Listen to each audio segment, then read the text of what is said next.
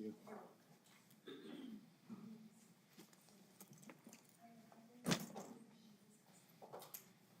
I can't get Peter Atencio to return my calls, No? and I never get Slim to respond either. You're the first to pay us, by the way. Oh, really? Oh, wow.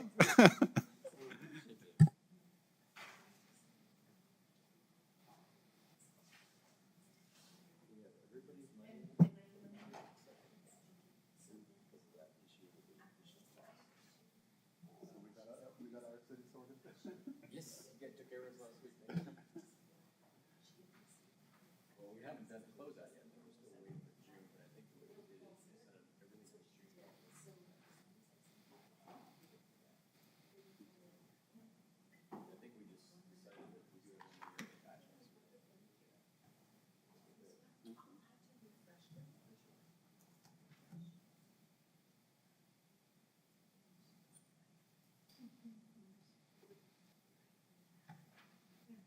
So you said you'll be going after some fence? I believe I'm flying out October 18th. And then I don't come back. Right now, I'm thinking December 5th. I might do an extra week, I don't know. Well, we oftentimes will do December because of the election. Allowance is supposed to be placed on progress. Or you could. How are you, sir? So we're good to go for Oh. everything up here, so. Perfect. Was there anything else needed? We got updated presentations, we have everything pulled up. Hola, ¿cómo estás? Gusto de verte. Good to go, Gracias. so I think we're waiting for your cue. Waiting on quorum now. We have a quorum? We're missing, we still need 2. Oh, okay. Sir Flores, how are you today? Bien, bien, bastante bien. Oops. Bien, bien. Yes, I will. So, yeah, okay, how are you, baby?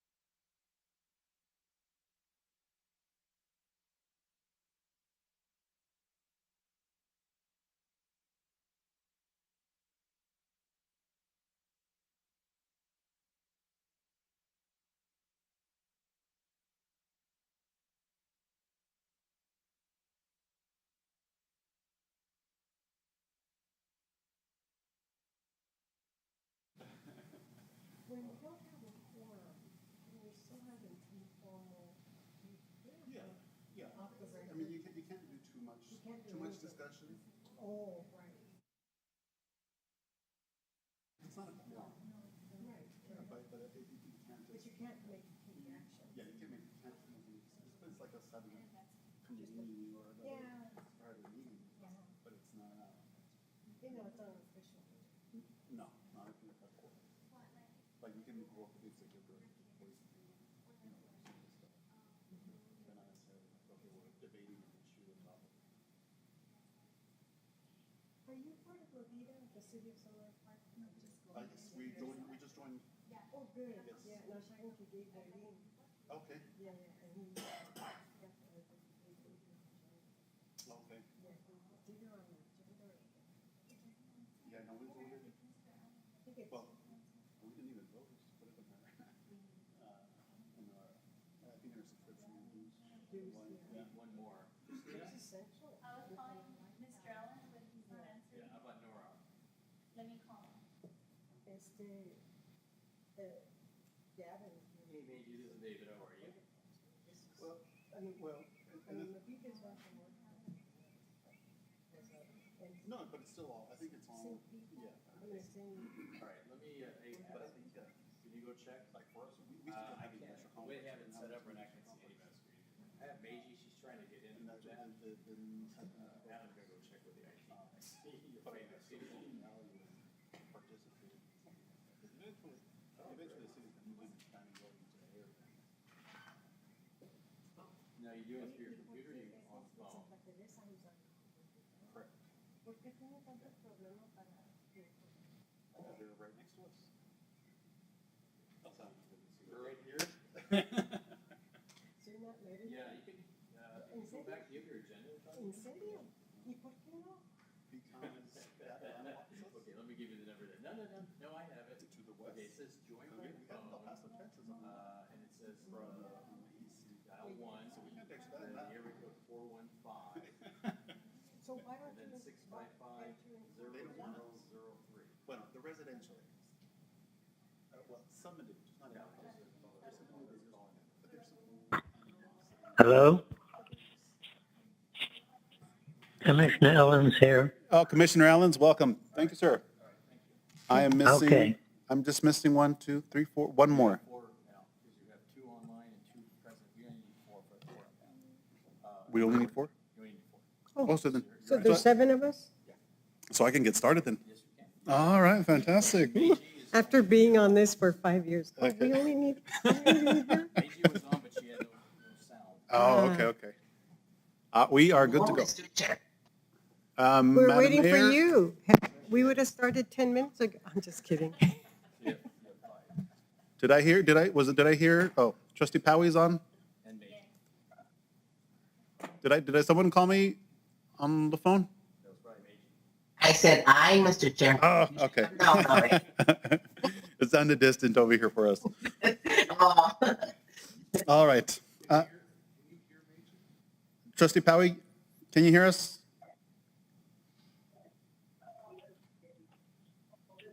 Trustee she had a Powey. raising hand, but Yeah, I saw her raise her hand there, but Trustee Powey.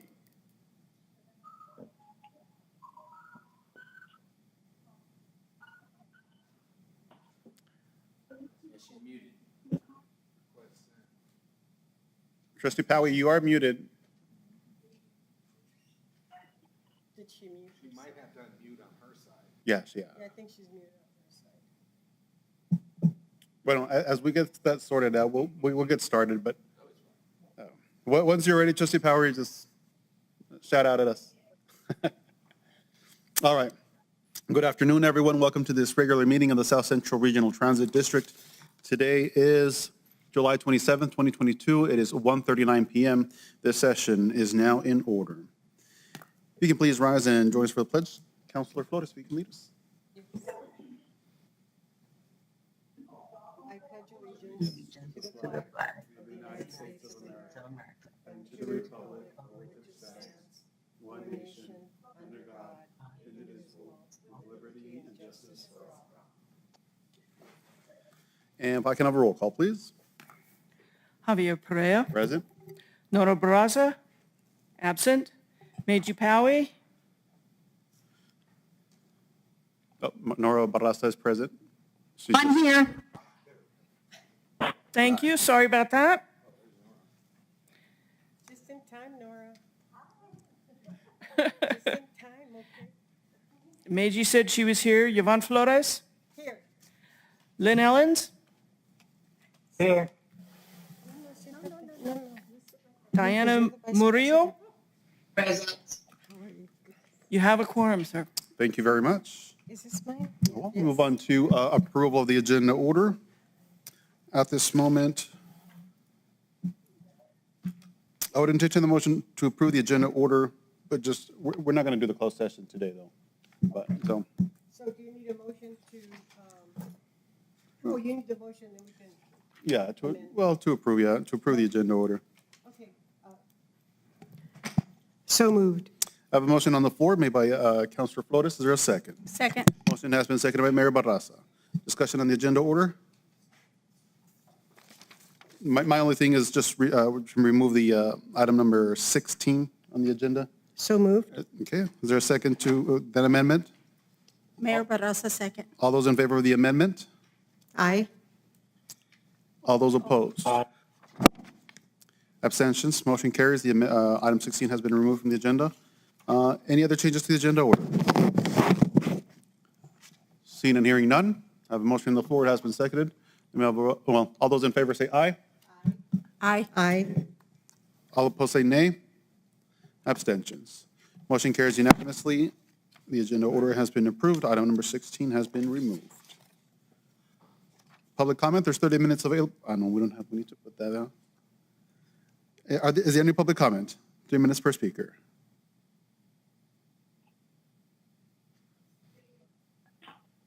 Seeing none, move on to the rest of the agenda. Item number 6, approval of the SCRTD meeting minutes of June 22nd, 2022. So moved by Flores. Oh, perdón. Seconded by Mayor Barraza. I have a motion on the floor made by Councilor Flores, seconded by Mayor Barraza. Discussion on the minutes. None. Seeing and hearing none. All those, Do we do roll call? do I need roll call on that one? We've always done roll call. Okay, let me do roll call then. Javier Perea, Yes. Nora Barraza, Yes. Meiji Powie, I wasn't present at the meeting, so do I vote? I'll say yes. you can say yes if you've read the minutes, or you can abstain, whichever you're comfortable with. Yes, I read the minutes, so I approve. Thank you. Yvonne Flores, Yes. Lynn Ellens, Yes. Diana Murillo, Yes. thank you. Motion carries unanimously. The minutes for June 22nd, 2022 have been approved. Item number 7, Executive Director's Report. Good afternoon. David Armijo, Executive Director. Thank you. Appreciate being here today. Hopefully we'll get some rain. Yes. Well, there's like thunders. So I modified this week's Executive Director Report because it's going to have a couple items that are now listed in our agenda as consent. So I'm going to cover those items. Of course, they can still be discussed as agenda items, but I thought those were critical to where we are right now. So the first item is the annual report. The annual report, we do have a PDF. It's 20 pages. It's got all the financials from the staff, and it has a number of other activities that we've done. So today I just want to go over some of the key points, those being, of course, ridership is always a critical part of what we do. Funding has been a huge challenge, and then as we go into the new year, our fleet planning, and I do actually have updates to the fleet plan, even though we did have a discussion on this last month. And then the second item on the report will be the Section 5307 funds for the Mesilla Valley service area, something that has never happened before. We actually received urban funds to this region, and it was split between Roadrunner Las Cruces and the SCRTD. So I thought that was of note. It's a small amount of money, but big things start with small things. So we'll go from there. So This is broken up, as I said, into 3 items. I'll go right on to the fiscal report. This is something you saw last month. We kind of projected it out, but it certainly merits another opportunity. And as I've said many times before, we do 2 different ridership reports. So this is actually our fiscal year, which is July to June. Each year, we have the National Transit Database, which is the federal requirements. That is October 1st through September. Why that's important to note is that, and let me just go to the next slide. I'll go up over here. So on that number on the right, 61,393, that's what we actually did in the fiscal year that closed in September. But for now, we're actually at above that level. And so that means we've had better months as we've gone through it. And if you look on the right-hand slide in green, historically in the last year or two, about 5,000, 6,000 a month was actually very, very good for us. We started growing. The free fares probably helped us with a little bit of this. Typically, ridership is starting to fall. I think we're still showing a little bit of a drop-off this month, although I'm still hoping that we'll come in close to 8,000. But school is starting to come back. I'm shocked that school buses are out there already, and we'll see more of that on August 1st next week. So, maybe the drop-off in August won't be as much as I would have thought, certainly not where it would be in July. But either way, the ridership is doing very, very well.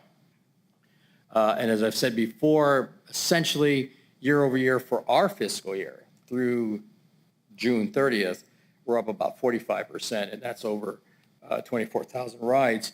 And so when we look at the DOT grant as they awarded us, they had us number 4 in ridership with that 61,398. I anticipate we're going to push up to about 2nd next year.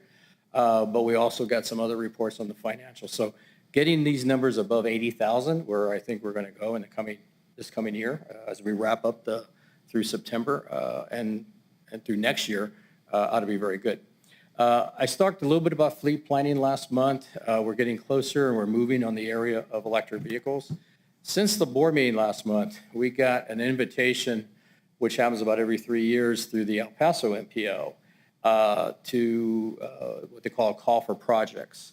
The opportunity generally goes for money that's for southern New Mexico, and historically that's been the Department of Transportation. Now that we're in existence and a grantee, we also qualify for some of those monies.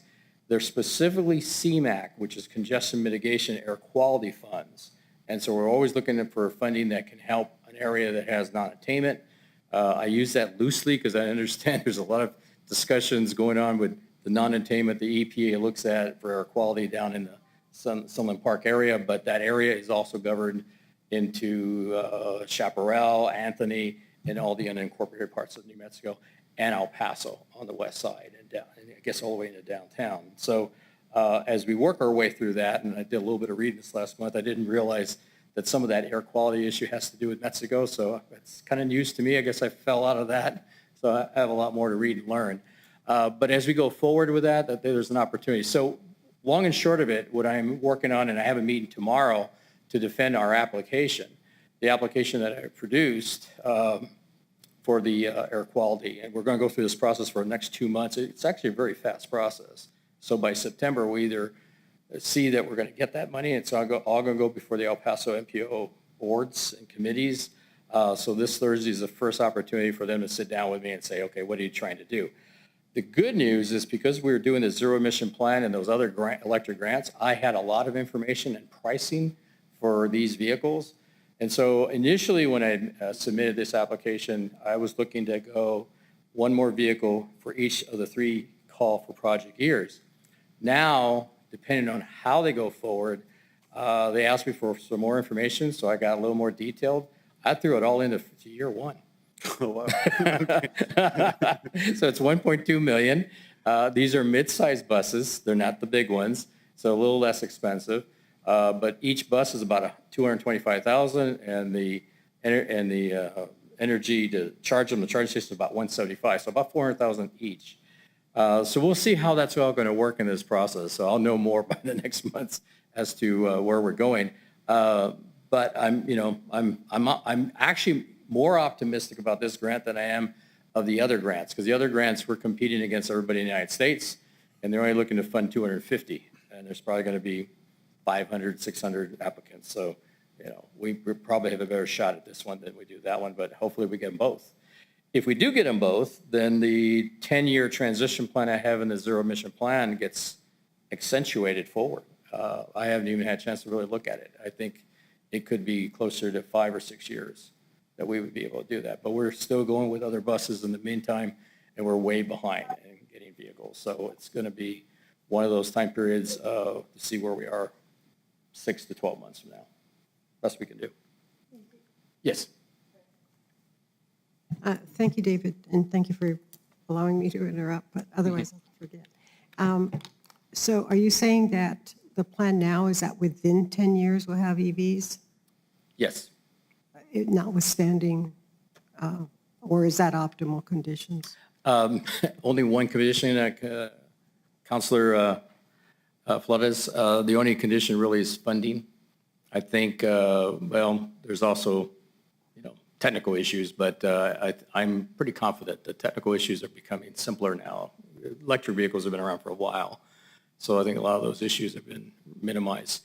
So it's really funding. So that's why getting this funding for this round is really positive, but also the fact is that there'll be another round in 3 years, and so we could tag on to that. So even if we get, between our 5311 rural we get from New Mexico, what we get from the 5307, either now Las Cruces or in El Paso, would also help us to be able to do that. So I think the ability to do the fleet planning as we're now moving towards is good for us. I think it's much more opportunity. I wasn't optimistic a year ago, as you all remember, because we were looking at such huge costs for vehicles, but money's becoming available, and so we're doing very well with that.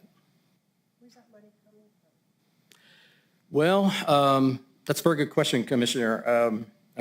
Counselor. The money's coming from a number of sources.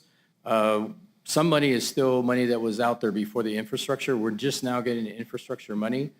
I would imagine some of this money, and that's all be one of my questions because they haven't laid it out where they're getting it.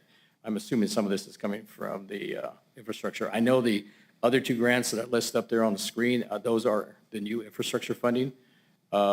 And again, that money is available for this year and next year. So the irony is we're all looking for money, but things could change in 3 years. So I think for us to be able to grab money fairly quickly is going to be critical. We do have money. I anticipated this. So when we went to the legislature, we did get some money for local match, and we did get a little bit of money from the county for local match. So that should give enough to get through this next round. If we're successful in getting all these grants, we're probably going to need more local money. So I guess that would be one of the requests we'd have with the legislature. But I think that's a positive one for the legislature. If we do come in January and ask for more money, we'd be asking for money to help us with electric vehicles. So, Ms. Rodrigo, you say the money will come in. Are you in talks with the state? Are you in communication, or how does that work? I know that with the city, it doesn't work. No, with the city, we have our lobbyist, Larry Horan, and then we individually meet with him. In fact, I'm meeting with him next week in terms of what my capital improvement asks are. Well, again, so is that how you approach it too? Councilor Flores, it's two parts. The first part is we anticipated that we're going to need these vehicles. So we asked for money this last winter and we got it. And we needed money and we got it from the county. So we already got that up front. We anticipate, or did not anticipate, a second area of grants. So now we anticipate that that's going to now mean we're going to need more funds. So I think as soon as we can see that that's a reality, that we would have those, and even though that's going to be spread over several years, so we'll have some time. So our goal then would be to start meeting locally with our representatives and let them know that this is coming. And so by the time that January comes, I would also, this go around, ask for the governor's help. We've been getting a lot of help from our local folks, but this is actually a bigger issue than just our local community, because this is really something that's in line with the state and the federal guidelines for air quality and what they're trying to do. So really, this is, to me, a project that the state could actually help fund as well as the legislators, which are giving up their funding to do this. We should also ask the state for help. Yeah. So the only question I have, not a concern, but just a question, is that we do have elections coming up in November, and then the legislature goes into session in January. So do you work without politicizing this, but oh well, we live in a political world. Do you in any way approach candidates about these funding issues? I don't know that I'm Or up you to can doing take the that. And I fifth think on that it if that you gets want. into lobbying some other issues I probably would not want to do. I think what we do is use our newsletter, our news aspect of what we're trying to do, where we're going, share the information so the candidates would know that we're interested in doing that. The other aspect right now for the state of New Mexico, the only group that actually has a viable program that's in the planning process is Roadrunner in Las Cruces. Their timeline is within the next probably 1 to 2 years, if not less. Ours would be slightly behind that, but getting closer to that number as well. And so I think that's an interesting dynamic for our governor to know about, because it seems like we're on the cutting edge right now to do this, more so than some other areas in the state. Even though I know a lot of them have programs and they're working on that. I know they have stuff planned for SCRTD, our northern cousin up north, and so I would expect I think they already have one order in, so they'll be getting buses before we do. So right now, there's really only about 3, maybe 4 agencies that are really getting to this point in the state. So hopefully we can get some help from the legislature. And do you meet with them to coordinate your efforts? We already are. I got a lot of information from NCRTD when I was doing my grants. I don't think I could have moved as quickly without their help. I did share with them what I came up with, and quite frankly, they were very impressed. They'd already made a decision on a certain company. Well, I'm glad they're But impressed. they 'cause liked we're ours. They impressed liked too. ours too. And I'll be honest with you, I could not have had any more help from the El Paso Electric Company. They did a great job for us. We do not have that engineering experience, and so their ability to get in to help us. And of course, they were balancing between Roadrunner and Sun Metro, and then us. We were like the little kid. If we get this other grant, we're going to be pretty big close kids. to parallel. Yeah, Yeah, up there with the big kids. Yeah. Thank you, Mr. Armijo. you bet. All right. I'm going to, well, there's just one point on this I want to make. In addition to the other work that I'm doing right now, on our service plan, identified, continuing our services, we do expect the paratransit is going to be something we're going to have more discussions on as we go into this calendar year or fiscal year. We have an opportunity for a 5310 grant application from El Paso. Also came up with their time period. They do this every 2 or 3 years. The schedule comes in, it goes quickly. I have an application deadline of, I believe, September to get that one in. We did get funding from them about 5 years ago. We picked up a bus. They're a little bit different than the state of New Mexico because they provide some operating funding, but it's a very small amount of money. It's just about $900,000 a year for 2 years in operating, and about the same amount, I think it's $887 for capital. So, overall it's less than $4 million, and it covers El Paso and our part of the service area. So I'm not sure how likely we can get funding from them, but I'll try to do that.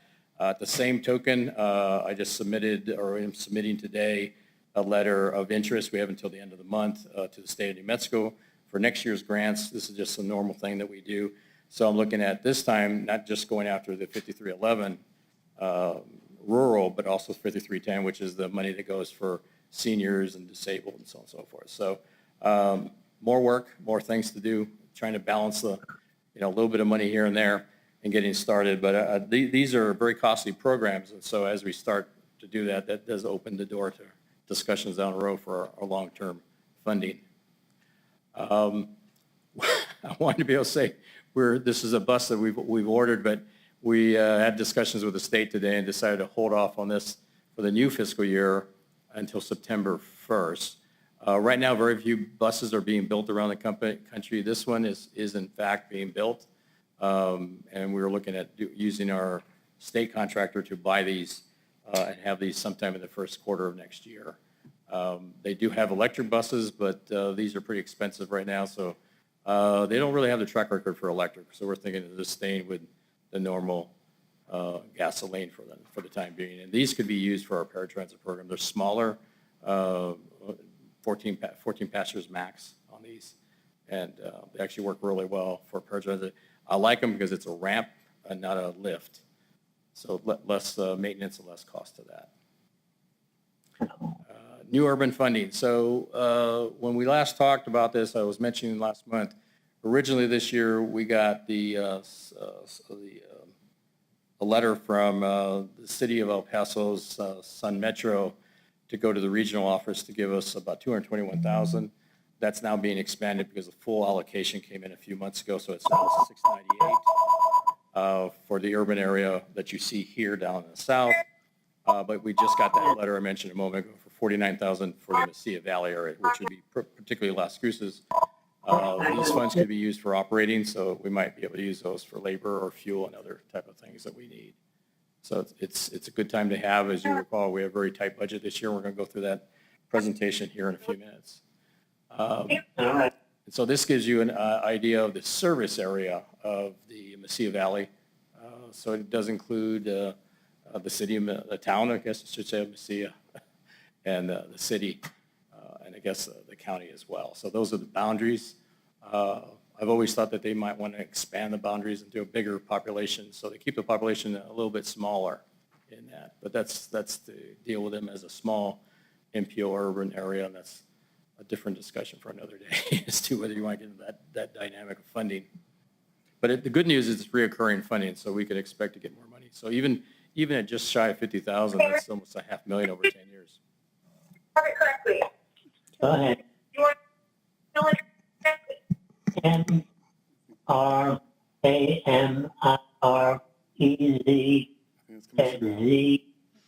was like Michael McAdams. Yeah, we can just mute everyone online. Well, that ends my presentation. Anybody has any questions? Mr. Chair, I just have one question. Sure. On the regional service map that you've provided on page 3, under the annual report, I see that we have the route to Garfield. What route color is that? Oh, to Garfield, that's the green. Now, that's the one we actually eliminated that portion of the route. The green route now initiates from Hatch through those communities on through there into Las Cruces. Okay, so on the opposite page where it shows the ridership, so the ridership currently is 4,018 to Garfield? I'm a little confused. I'm too. I see. Look at Are you page talking about 3. this map? No, I'm looking at that one, then go to page 3, the next page. Oh, it's not. No, I don't have that. Yeah, I think you have the report. So you don't have another page after that one? Okay. There- Yeah, it's there under the isn't anything for- ridership, the new regional service map. Do you have that one? No. No. not Oh, in my you're under presentation. the annual report. Right, Yeah, at the annual report. Yeah, I understand what you're looking at. I don't have that here. okay. Okay, I just was confused because on the green route, and I look on the opposite page to the green, it shows ridership at 7,000. And that's why I'm a little confused. I'm thinking it might be the blue route, but I'm not sure.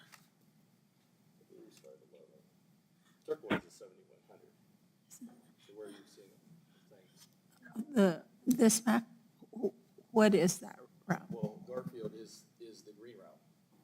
That's this route. And look at the total on the bottom. 4,000, yes.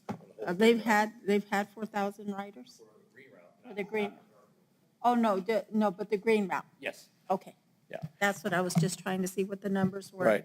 For the And that- northern part. And I'd have to go back and look at the year over year. I think that number almost doubled. So, which is good. It usually takes about 2 to 2.5 years for a route to really develop. That's why if you look at the copper route right now, it has already doubled in the last few Yes. months. So it's growing.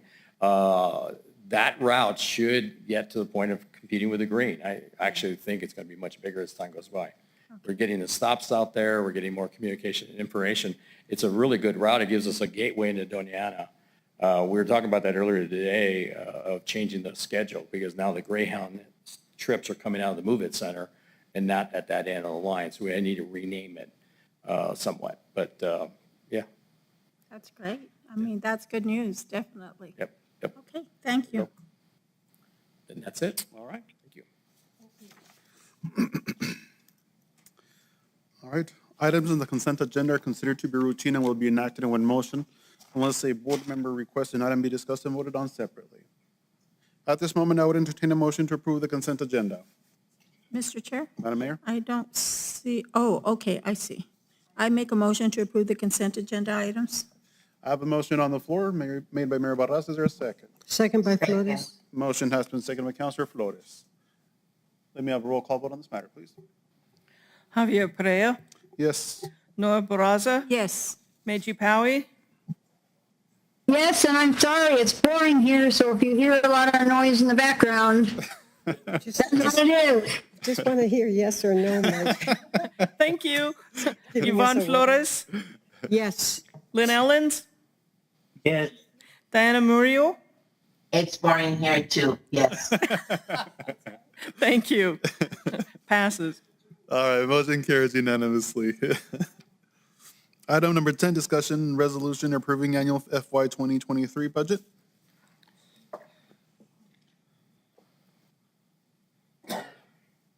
Good afternoon, Mayor Perea, members of the board. Hold on.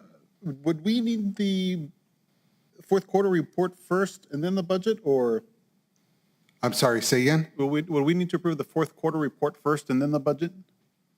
Well, the budget was for the next fiscal year, so Because you would get the, we could do either one. because one provides the ending balance for the next one, no? Pardon me? Or no? The one provides the ending balance for the next one, or the beginning balance? The ending balance would be the fourth quarter that would carry over into the next fiscal year with, of course, the exception of the expenses. A lot of the capital definitely moves forward. I'm not going to lose sleep over this, but So, I mean, I just wanted to make sure. Okay, No, if you would like, we can go over the fourth quarter financials real quick. And let's, any objection to that? All right, let's. I move that we do that, switch those two items. Do 11 first and then 10. I so move. Just let the Yeah, record it show. would be 11 first, then 12, and then 10.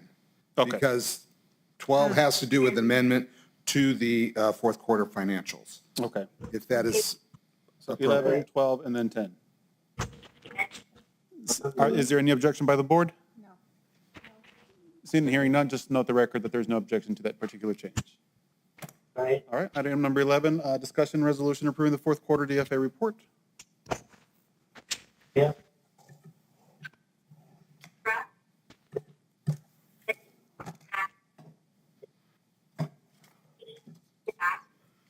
Okay, so for the fourth quarter financials, pardon me.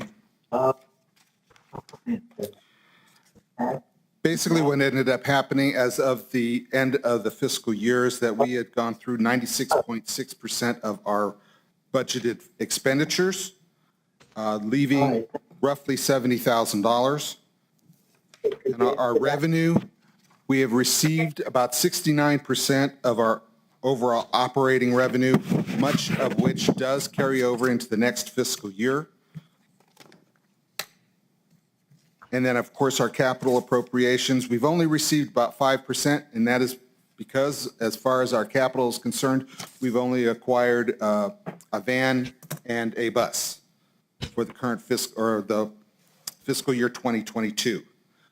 And those funds that are remaining, as you can see, it's almost $500,000, will carry over into the new fiscal year, which is good because we've already got the buses on order. It's just that the buses will be a year or two incoming. So fortunately, those funds do carry over into the new fiscal year. Mr. Chair, I have a question. Yes, ma'am. You knew probably I was going to have a question. No, well, So why, this is a concern to me, just on a financial status, if we've only received 69% of our revenue, how could we have expended 96.6% when we don't have all the revenue? okay, please understand and everything that the primary revenue that we get for the operating goes from October to September. So we still have 3 months in the remaining balance. That's why a good portion of that $428,000 does carry over into the new fiscal year for fiscal year 23, which starts July 1st. I hope that makes sense. It took me a while to Kind get of, my yes. head wrapped around it too. So the 428,000 Yes. remaining, that is from which fund? I mean, you're saying the federal is from October to September? September, correct. Okay. So we have 3 months in the new fiscal year where those funds would be expended. So are those monies that you're saying in those 3 months, are they in the expenditures right here? Or have, I guess, right now, saying right today, Right. what are our bank balances versus what our expenditures are right now? Where does that stand? Okay, our bank balance currently, as of the end of June, amounts to a total of $35,257.70. That's scary. It is scary, but we did have an expenditure. Okay, today it's 160. Sorry, I was busy. Right. Okay. But, And I'll- okay, Got you. I'm sorry. One of the things missing from this, when you look at the expenditures and revenues, this doesn't include the state revenues for the month of June. Correct. Those just came in today. He's been busy so much he didn't even see it. It was about 66,000. They gave us 2 checks. Those Correct. 2 invoices were paid. So, so what we're really looking at is not 3 months, but 4 months of revenue that's not shown here. that's not, that you have not received as of today? No. As of when he did the report. As of June, okay. Yeah, as of And see, June. that's my concern is like, it's kind of your own personal checkbook.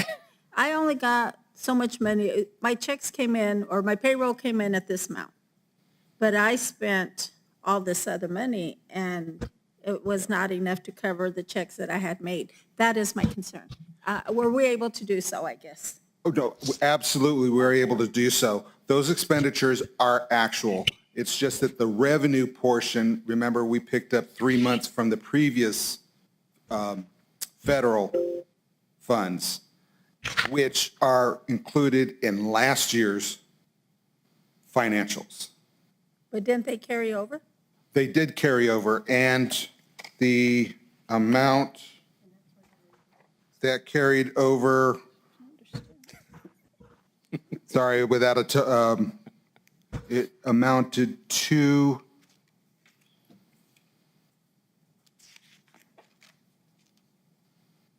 total of about $300,000.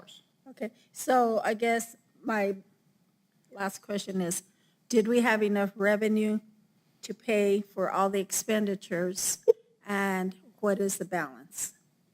Yes, we did, Okay, and the current balance is over $200,000. okay, okay. Is there any other questions? All right. Is there more to that presentation, or Pardon me? is there more to that presentation? I basically covered everything as far as the fourth quarter financials, the expenditures, the revenue, and the capital. The next section I wanted to discuss Do we was the need to amendment. take action on that? That's why I'm asking. Yeah, I'm sorry? okay. So, like, is that, We can take action. can we Yes. take action on? Oh, item- yeah, yes. That is, the request is to approve the resolution number 11. Okay. 22-30. Okay, so at this moment, I would entertain a motion to approve item number 11. Excuse me, Chair, the item 11, well, we moved it around to make it item 10. Well, technically, It the order stays- changed, but it's not, the number on it The doesn't. resolution number has not changed, Might as well correct? bring So it item up. number 11, it still has, the reason on the agenda doesn't change. Okay, so, Mr. Chair, so the motion would be to approve resolution number FY 22-30. Yes, Is ma'am. that correct? So I make that motion. 22-30? Resolutions are in the back. It turned out to So be FY second. 22-30 for the fourth quarter financials. All right, so I have a motion on the floor made by Mayor Barraza. Is there a second? Oh, seconded, was seconded by Councilor Flores. Correct. Any further discussion? Seeing none, may I have a roll call vote on that matter, please? Javier Correa, Yes? Nora Braza, Yes? Meiji Powie, You're gonna have to wait for me. Hold on. She's driving. Somehow I lost you guys. Hang on. Oh, dang. We can hear you very well. Yeah, we can hear Okay, you. well, yes, I don't know what happened. So basically, we made a motion to approve this resolution, Meiji. So, yeah. Yeah, so- I understand, and I see the resolution. I've just lost my screen. Okay. So it's a roll call, right? Yeah, it's a roll call. So she's a yes? Well, no, did she just? Meiji Powie, were you voting yes or no for this?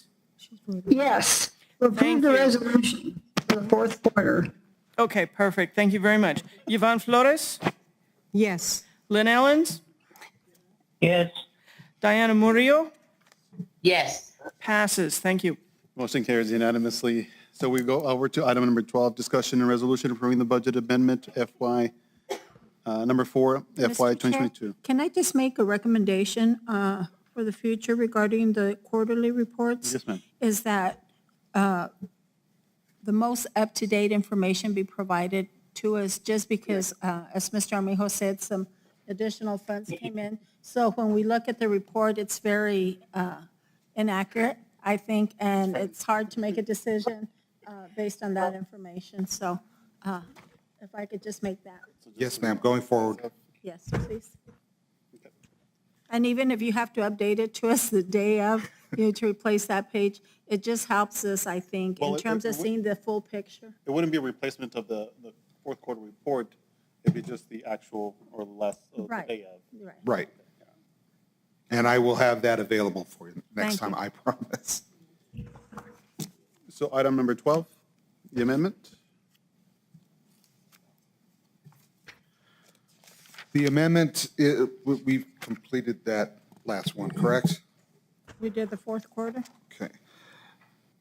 In the amendment for fourth quarter, the first page is actually the expenditures, and the highlighted column, amendment number 4, is what this discussion is actually about, and it has to do with transferring funds from one expense item over to another to balance at the end. If you'll notice at the bottom of that column, it amounts to 0, because all we are doing is just moving positive monies over to cover the negative monies, amounting to a remaining budgeted expense of $69,559.75. Mr. Chair, Madam Mayor? I make a motion, we approve resolution FY 22-32. I understand about having to balance your budget at the end, so. Yes, ma'am, and that's what that entails, and it is actually, I think, resolution FY 22-31. Yeah. So is that 31, Mayor? Is that correct? Is it? I'm looking at, no, it's 31, on page 16 of our packet. Okay, yeah, because you mentioned 32. I just want to make sure that the motion is clear. Oh, I'm Right. sorry, 31. I apologize. Okay, I have a motion on the floor. Mayor Barraza, is there a second? Second by Flores. Motion seconded by Councilor Flores. Discussion by the board? Seeing and hearing none? Let me have a roll call on the matter, please. Javier Perea, Yes. Nora Barraza, Yes. Meiji Powie, Yes, but I think I'm on mute. I'm sorry. I'm having problems. I don't stay on the board meeting. Keeps disappearing. We hear you.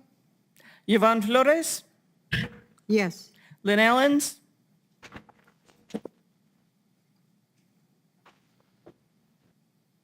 Lynn Ellens,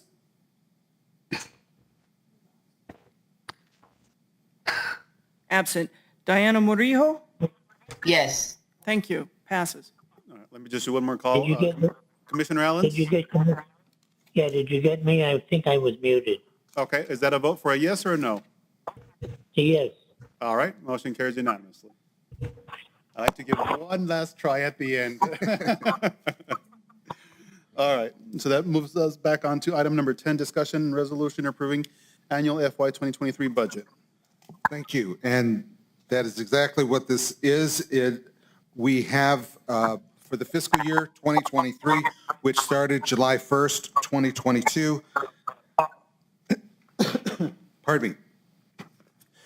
The expenditures, and this has been taken into account from the approval by the board of the 3.5% COLA, increases our expenditures by 11.5% for a total of $2,152,236.64 in expenditures. The personnel and wages does include an increase of a data entry clerk as well as a maintenance technician.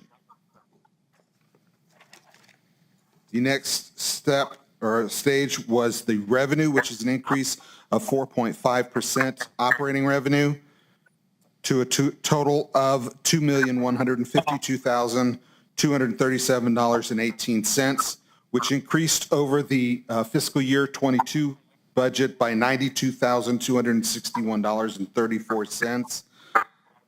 Those two added, the expenditures as well as the operating, would give us a balance of approximately $1,627.40. The amount that is in the, I just noticed this when I got here, the balance of 54 cents is actually incorrect. It's actually $1,627.40.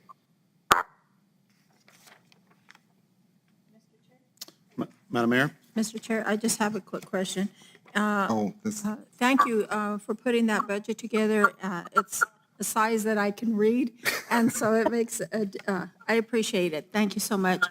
But as I'm looking at the FY 2023 expenditures, under expenditures we have an 11.5% increase.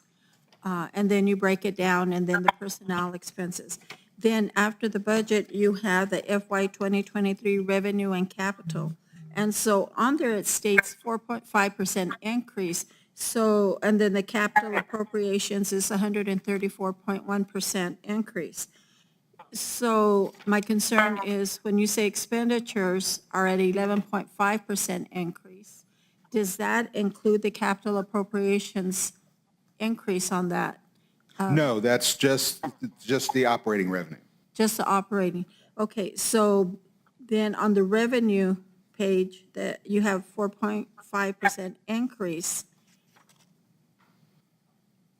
I guess my concern is how did we make the budget balance if you only had 4.5% increase of revenue and 11.5% of increase in expenditures? Well, if you do recall, we did have an expenditure balance of remaining amount of over $70,000. So that's a part of it. 70,000? It turned out to be about $70,000 from what was budgeted to what was actually expensed. Sure, okay. And also that is a part of it. The 4.5 of revenue, it does compare, where are you?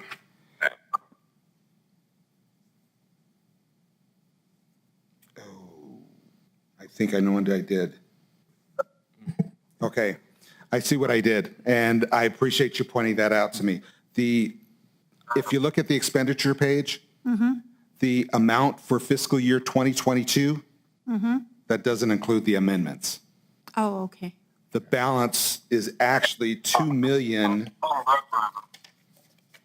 from the expenditures that we actually went through. It amounted to $2,016,784.09. After the amendments, that's what the actual balance was for the expenditures. So that change is going to be less than 11.5%. Pardon me? That change is less than 11.5%. Yes, it will be less than 11.5%. My apologies on that. Okay. I just pointed that out because that was a double difference. And that definitely concerned me is that we weren't getting the revenue to cover the percentage of increase of expenditures. So if that is that correction, and therefore we're closer to that 11.5%. Actually, that 11.5% is too high. That Okay. one goes down. Yeah, it It'll would go down. Okay. I just want to make sure that Yeah, we no, have I enough appreciate you revenue pointing coming that in. out to me. That's what I get for copying over the wrong column. Oh, that's okay. But as long as we catch it, and it's just clear in my mind and moving forward. So other than that, I don't have any other questions. If I may offer one more comment, and this comment I made a moment ago. So one of the challenges that Adam has from an accounting and budget point of view is he has what he tells us as staff in our purchases and expenditures, our close is June 30th. We also communicate that on our accounts receivable and payables and so on. We got a little more aggressive this year than we probably should have in trying to pay down bills and try to use up cash. We also bought a bus in the last week of June, and so that transferred some cash over of 20%. So it was about 18,000, 19,000 plus whatever.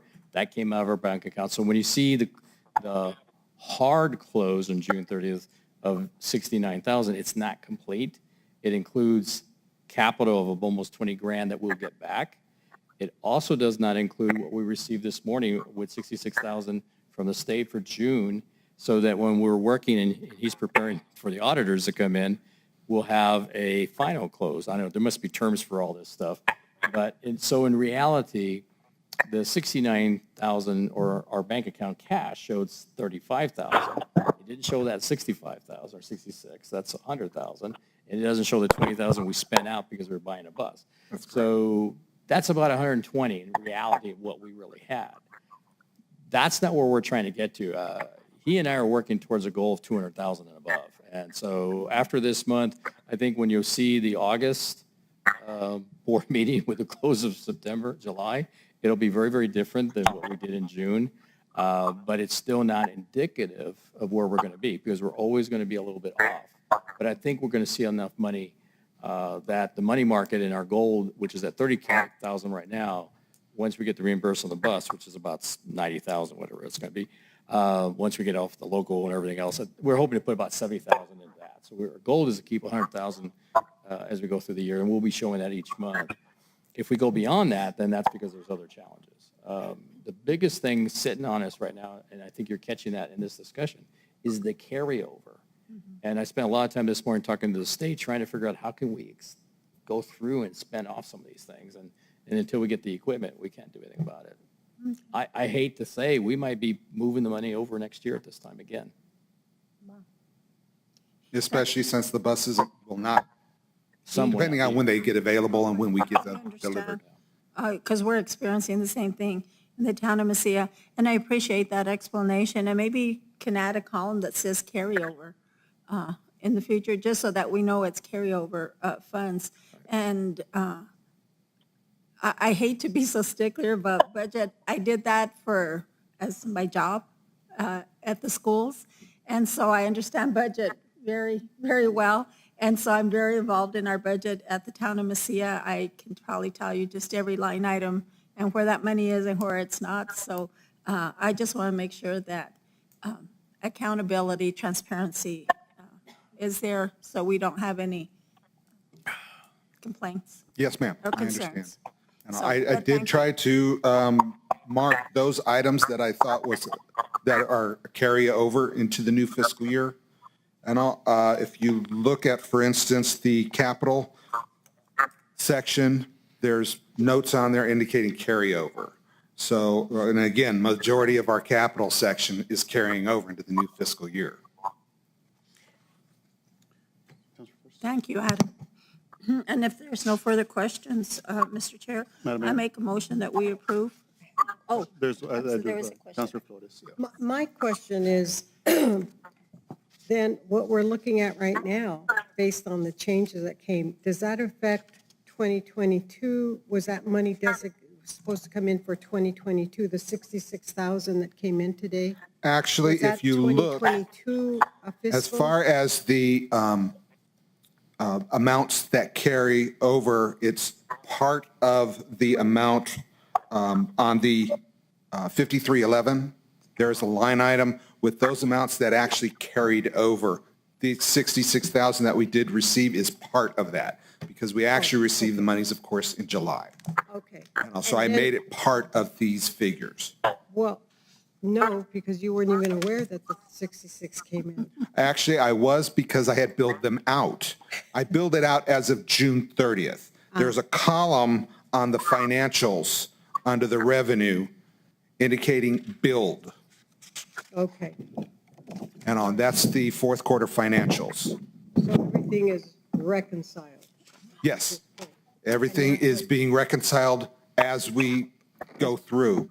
And all those items that we have not yet received funds for, or payment for, is listed in the column indicating billed, because we received it after our fiscal year close of June 30th.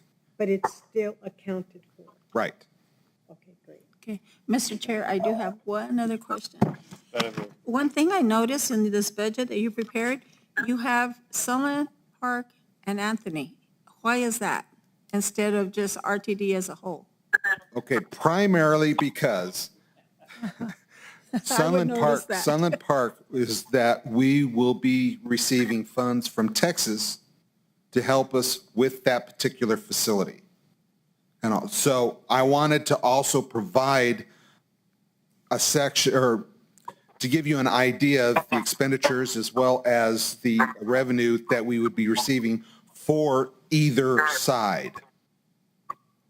The idea is to be able to take a look at the Anthony facility and find out what kind of expenditures we're talking about versus the expenditures that we're talking about for the Sunland Park But facility. it looks like you have taken the complete budget and by percentage, or however you did it, Yes, between Anthony and Sunland Park, but that's not accurate because you're covering the whole district, right? it is. That we cover. The whole district is covered under a particular line item. Okay, I broke it out by percentage based on the amounts that we are receiving funding for.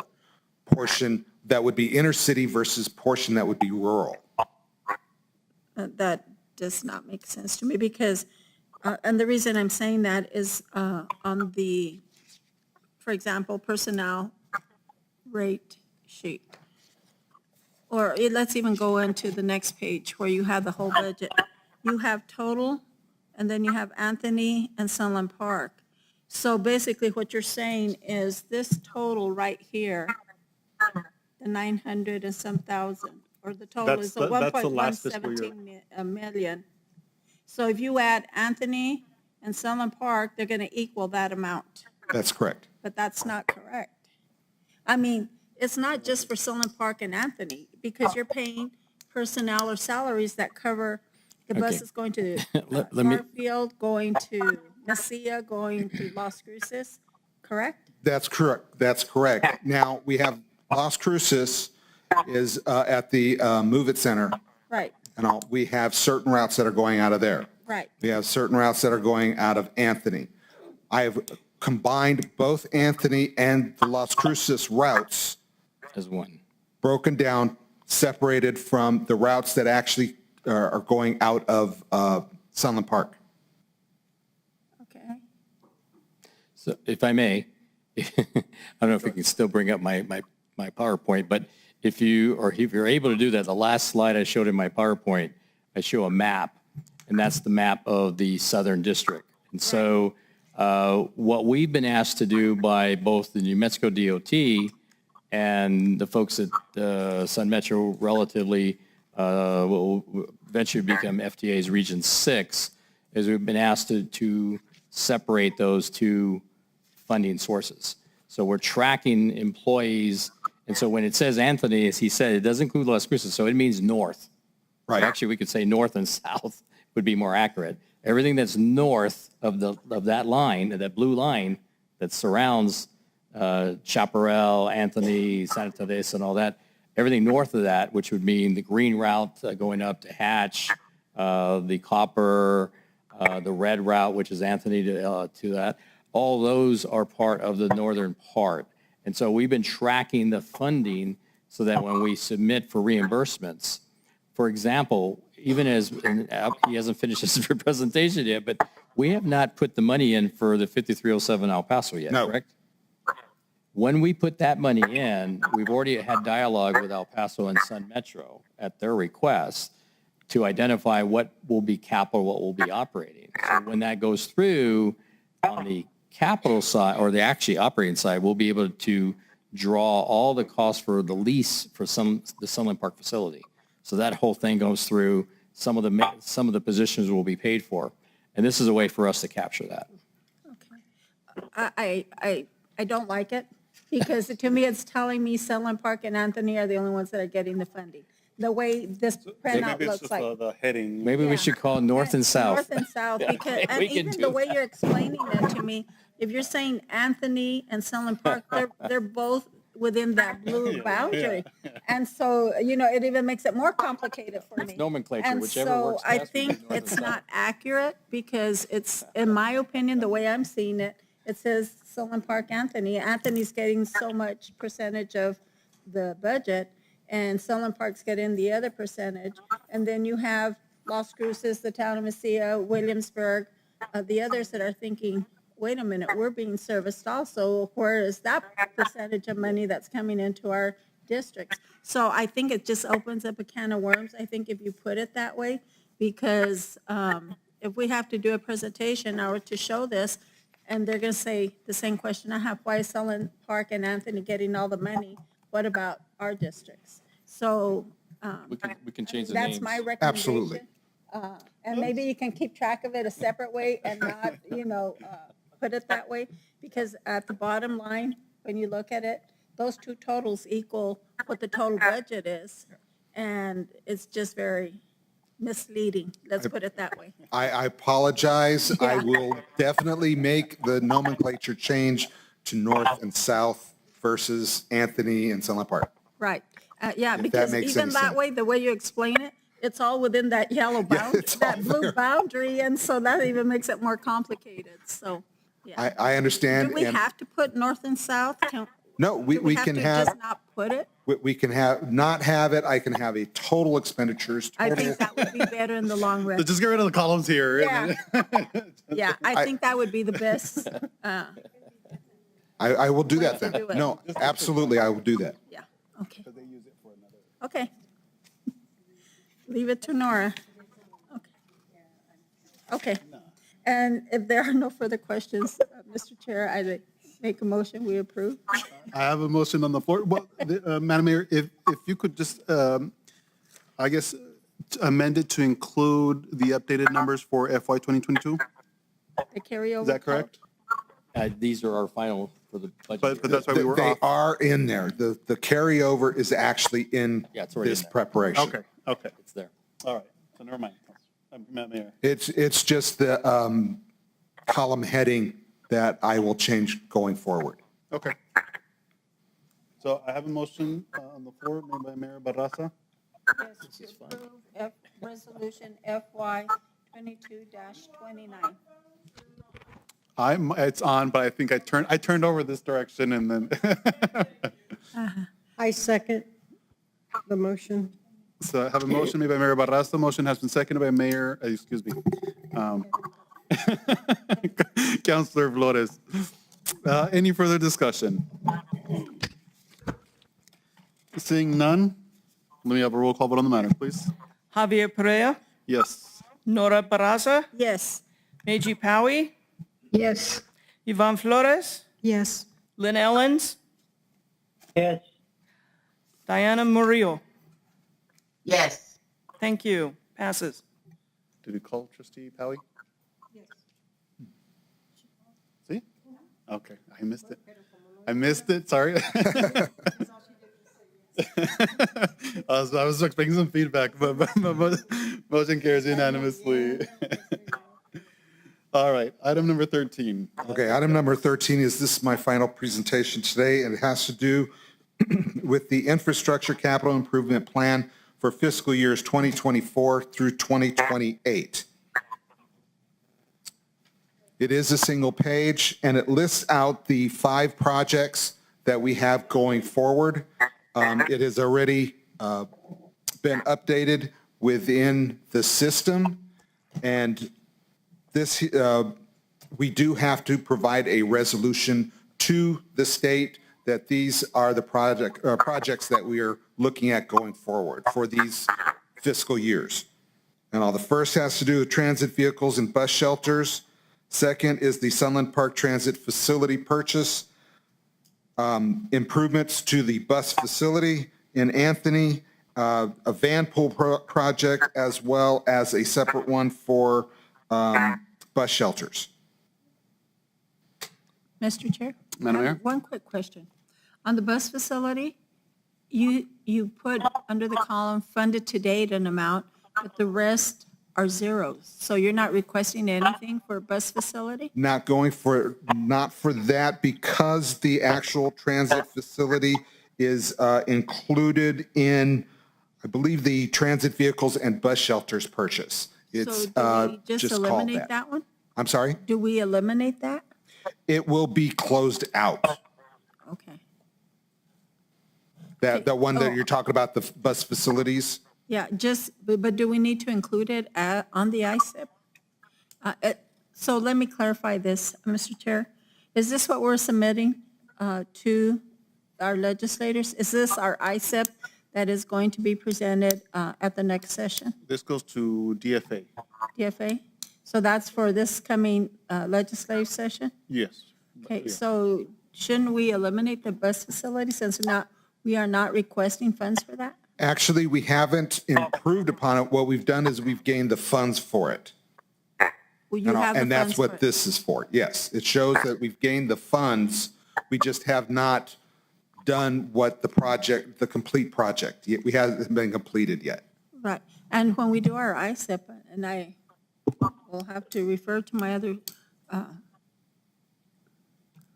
board members here, when we get funding for a project, we do not include that project as a closeout at our incoming ISIP that we present. We take that off. Do you all do that? I have We have had some that have been completed, and we, Oh, do you? If I may, But don't you request, put a dollar amount in there? we actually closed that. I wish we could see the rest of it on there. We closed out 2 items last year. They were, if you remember, going way back, 6, 7 years ago. Sharon Thomas was working on what we call the Tiger Grant, and so we had it in there for competitive for a facility and other stuff. We've acquired buses and other things that finished all that off. So we got those off the charts and cleaned that up. We left these on here because these are the ones that are more viable. And I still think there's going to be a need to put more money out. I didn't put those in because I don't have a tracking right now.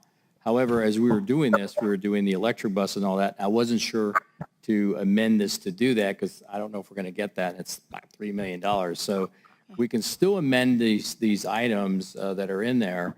And even during the legislative session, they allow us to add items if there's something else that we're working on. So we have some latitude. Generally, I was told by Carmen, remember Carmen?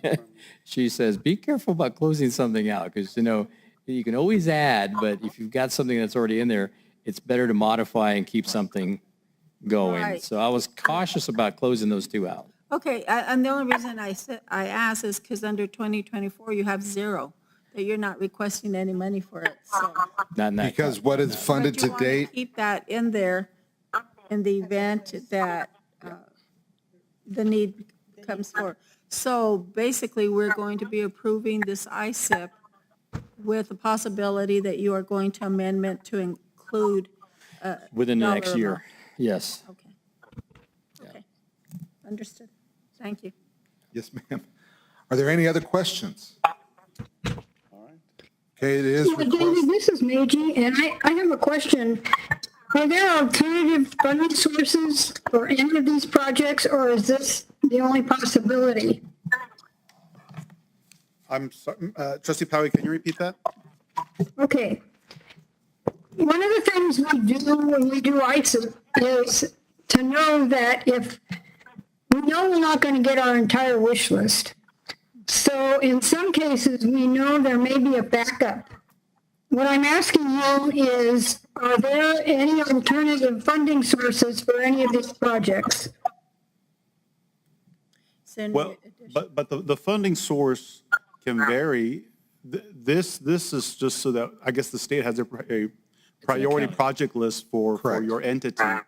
But the funding source, if if it can be funded through federal funds, great, through city funds, that's, I don't think that has an impact on this list per se.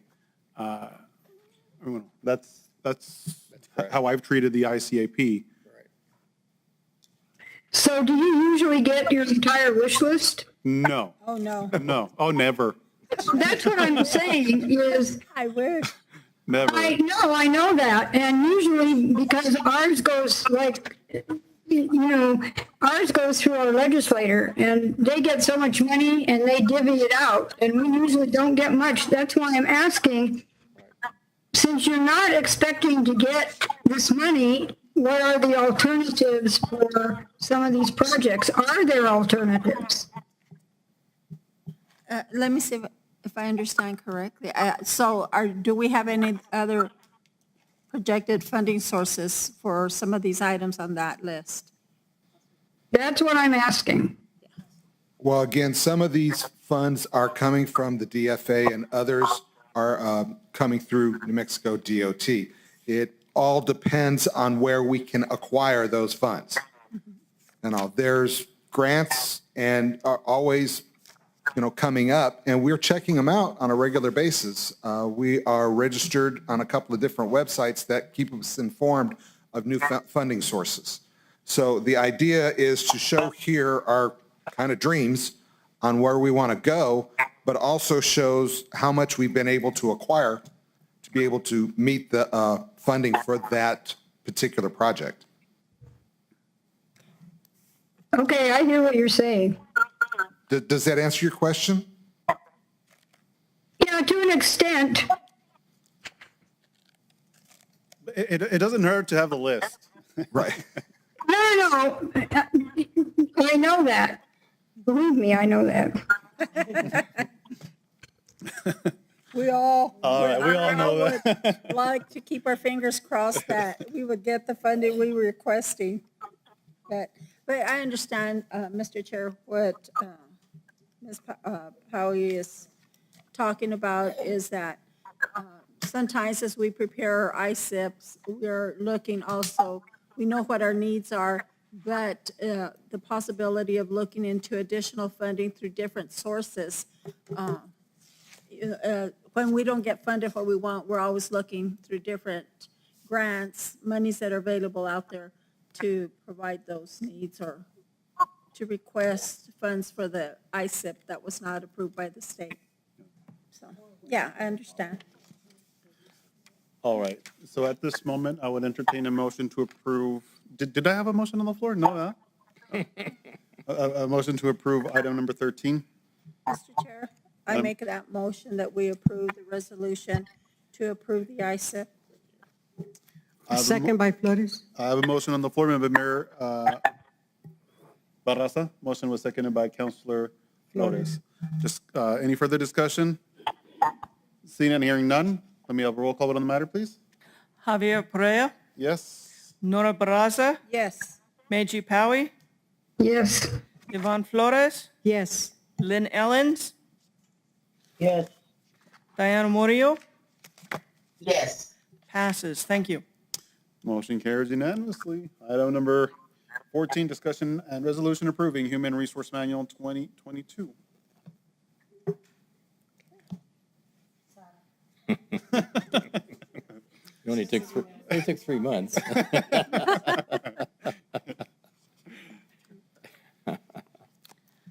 Yes, good afternoon. I'm Sara Vasquez, HR Manager, and I'm here to present the changes to the handbook. And I'm just going to briefly, there was a fact sheet also included in the agenda, but I'm just going to go over the items, like summarize it as much as I can. And basically, we added, on the first portion, we added for uniforms and appropriate work attire. We added that now we have uniforms for them. We didn't have, that's a new section. We didn't have anything regarding uniforms. So our maintenance departments, we have a contract with UniFirst, and the drivers have the mechanics, our maintenance, they have now their uniforms through them. So they're really happy that they're getting that service, and they look really, really professional. Mr. Chair, can I just ask that, can you tell us what page you're referencing so that we can, fact sheet? on the manual, where that section is on the uniforms? You know what, I only got my,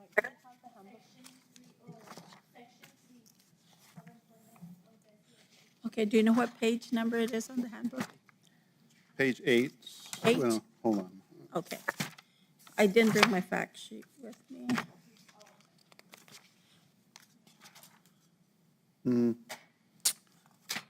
Because on page 8 of our handbook, it's employment category. Uniforms categories is page of- 11. Uniforms is Page page 11? 11. Okay. Thank you, I'm sorry. Okay. Uniforms and appropriate. Okay, under gotcha. section 3. Okay. Uniforms. And like I said, it's just basically summarizing, but under the fact sheet is the actual wording that we put in the handbook. Oh, there it is, okay. That works. What's on the computer here? Yay. Okay. And then under section 4, under compensation, we just basically explain the overtime compensation pay more into detail. There was several questions regarding when it comes to a holiday, and the overtime, how it will be paid on actual physical work hours, anything over 40. There was, I guess, they had a little confusion to where, how come it's not overtime? Because there was a holiday. So there's just a little bit more explanation into detail in that section. And then Mr. Chair, can I section, ask a question on that part? yes, go ahead. So, if a employee is absent or on vacation, half of that week of the 40 hours, they're still not eligible, correct? For overtime and a half? No, it's anything physically worked hours. Okay. So And that's the worded key in there? word, the physically worked hours. So not even with a PTO holiday would bring them to any Time and a half. to any Okay. time and a half. I just want to make sure that was understood. Okay, thank you. Okay, you're welcome. And then section 5, we just basically added under section 5 the work hours that we were paid biweekly, that and then that we offer the direct deposit, that it is available. So that's what we put there. And then section 7, we added the definition of conflict of interest, just basically saying that business activities or relationships with another organization or person which may compromise employee or volunteer loyalty to the district. So it's just basically that one on section 7, the definition. And then on section 9, discrimination, harassment, and retaliation prohibited. We felt the need to add more, such as like intimidation, engaging in violence, harassing phone calls, emails, any type of correspondence, verbal gestures, or threatening comments, several that were not added into our policy. So it was just an addition. And then section 11, it's the use of SCRTD property. We changed the section 2 from, it was a total name from the section, name change from vehicle property to general SCRTD property. And this one does talk about vehicles a bit more into detail as well. We added more, but it's basically using SCRTD property for district purposes only, not for profit or private use. Basically just leaving that to, having the employee understand in that area. Mr. Chair, I just have one comment on that, so I'm concerned when I read employees must request for approval to have immediate family members ride along in SCRTD vehicles from their supervisor. We always pick up that liability if there's an accident and a family member gets injured. I know we have a policy in our town that we don't allow family members, especially like in our police cars. If a police is taking their child to school, it's prohibited. Just for liability purposes, and I don't know if it's something that, the RTD is concerned about or not. But it's okay, but it says it's not allowed. But on bullet number 3, that last sentence. On page 3. Oh, of the fact, Okay. he just showed it. So, okay, yeah, so that's a contradiction there. Because this Let is me see. transporting family, friends, or others who are not traveling for the purpose of work or humanitarian reasons in SCRTD vehicles is prohibited.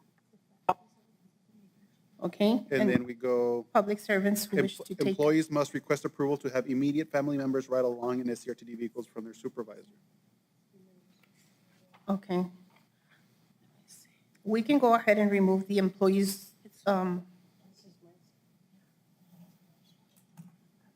employees must request for approval to have immediate family members ride along in SCRTD vehicles from their supervisor. We can go ahead and remove that one. Or was this intended to get something else? I believe just emergencies, when it comes to an emergency.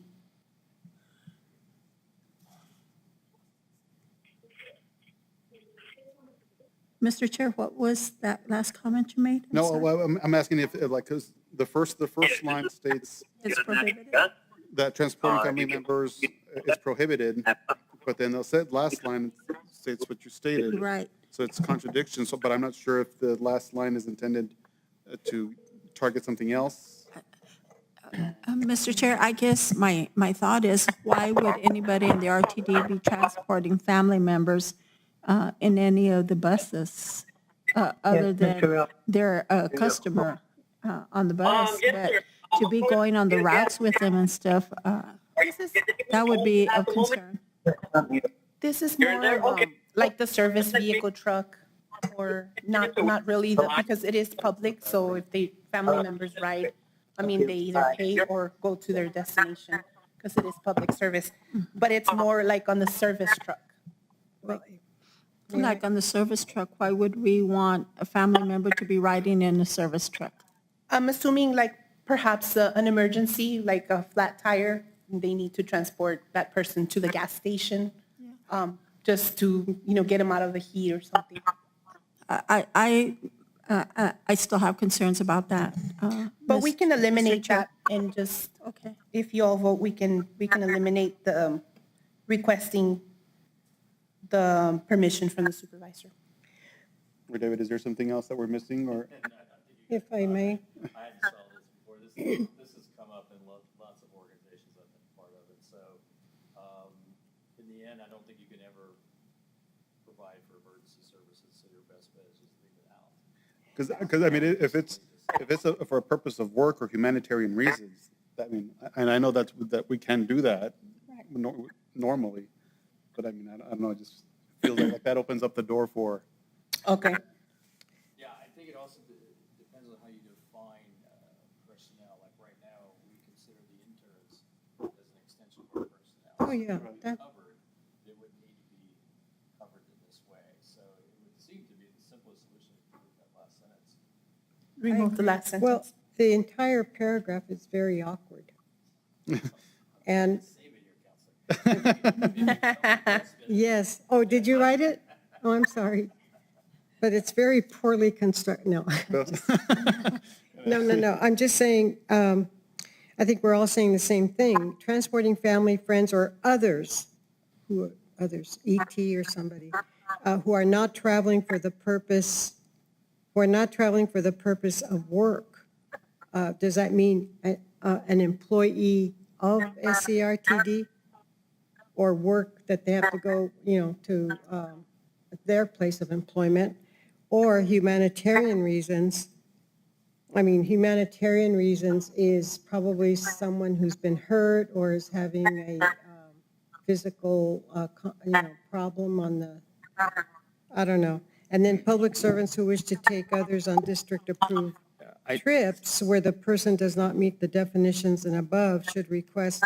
So it says that they're not, but there are the exceptions, and the exceptions pretty much swallow I the think we just rule. delete the second two sentences and keep the first.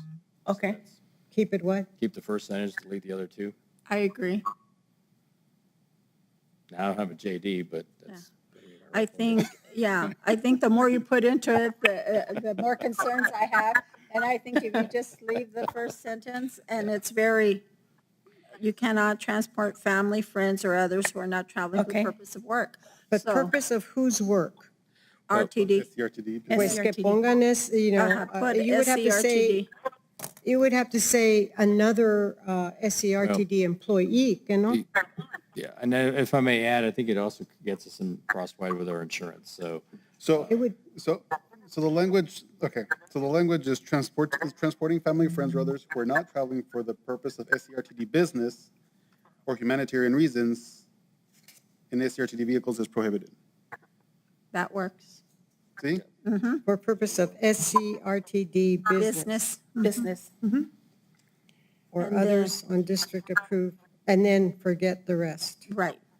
That would be my recommendation. So I don't have a motion on the floor. Well, let me get a motion on the floor to approve this, the manual.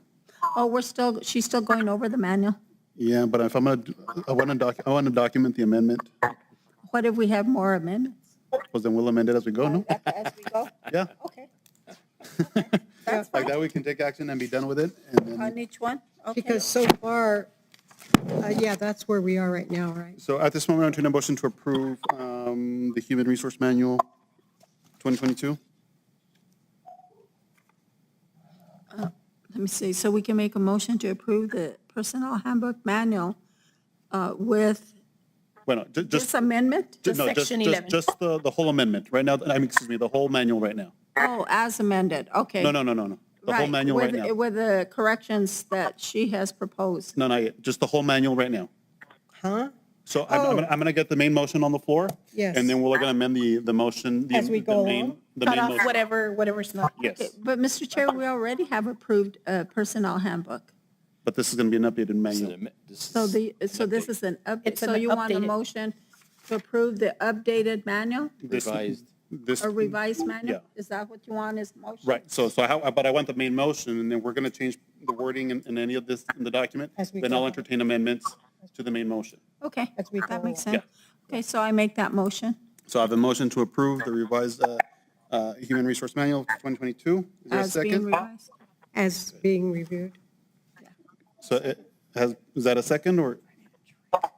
It's a second if it says as, Amended. or as As reviewed. Well, being hold on, hold on. As being reviewed. So right now, it's it's the entire manual. Okay, oh, so let me put my motion as this, Mr. Chair.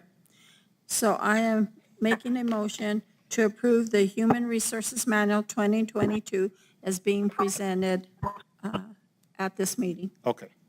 All right, so I have a motion on the floor. Second by Flores. Motion was seconded by Councilor Flores. All right.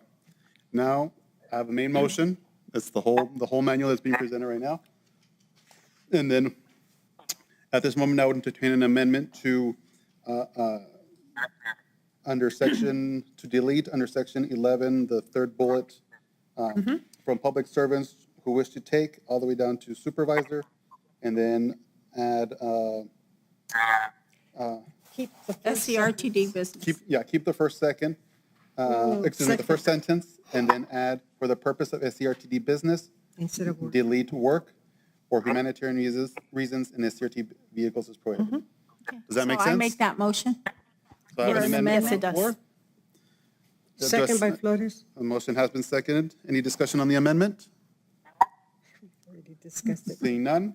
All those in favor say aye. Aye. All opposed say nay. Abstentions. The amendment carries. We'll incorporate that change into the main motion. All right, you can continue going. Sorry for that. Okay. I have following use of electronic devices. This is a new entire section as well. It mentions in detail what is unacceptable from an employee, for any employee. The cell phone allowance policy, we also added that. This one, I know you guys are going to have. Oh, yeah. Mr. Chair, I do. My only, Mr. Chair, if I may, on the use of electronic devices, I know I looked at all this last night, but do we have that they cannot be using electronic devices while driving the buses or while driving? I think that's imperative that we instill that inside our drivers or anyone that's driving a vehicle, that they not use their electronic devices at any time during that time, maybe only when they're on break or before or after work, but while they're traveling or driving. In fact, if I may,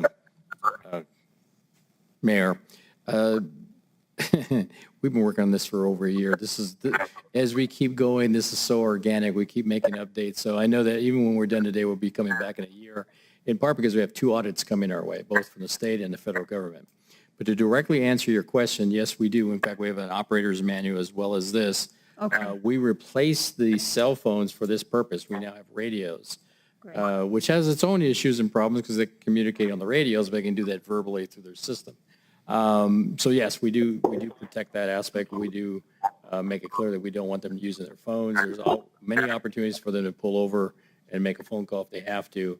And I think, and I don't know, Loretta, if you'd like to serve transportation supervisor, I don't know if you want to add anything to this as a caution. I know that we've had experience with family members trying to reach somebody either through phones or the radios, and then we've had to make contact with them. And in fact, we had a very disturbing one, I don't know if you want to talk about that, where we did, in fact, ask them to get off the road, and then we had to go relieve the driver in service. Okay. And that's understandable, most definitely, because we never know when an emergency occurs. And I'm happy to hear that you all have made adjustments, I guess, in the policy to address those needs. But I guess my biggest concern is, we'd hate to see one of our bus drivers talking on the phone and have an accident or cause an accident. And that would just be my concern. Yes. I have a question. Thank you, Mr. Mayor. So I'm going back to Section 9, discrimination, harassment, and retaliation prohibited. Is there any requirement, Mr. Armijo, to have anything that's consistent with Title VII discrimination, since we do, well, even if we didn't receive federal funds, that's a discrimination case, or Title IX for that matter? And then we can throw in other titles if you want. The answer is yes, and we're moving forward. So we do have the issues for discrimination titles on our website, and there is a process where people can form and respond to a complaint. That's good. I expect with some of the efforts that's been working on nationally, that when we go through those 2 audits, that we're going to probably have to come back and look at our website, look at our documents, and even look at this, and we may have to modify it. But we can't modify it today? Well, only because I'm going to be told things that I don't yet know. So I just have, I know that we're in a period of time right now with social justice where there's a lot of things coming out in notifications by the federal government, some of which are still in the communication process, are not yet in effect. And then we have modifications of the existing order of items that have been previously approved. Under that dynamic, we're consistent. I think we have the right stuff. I believe we're going to be asked to do more things.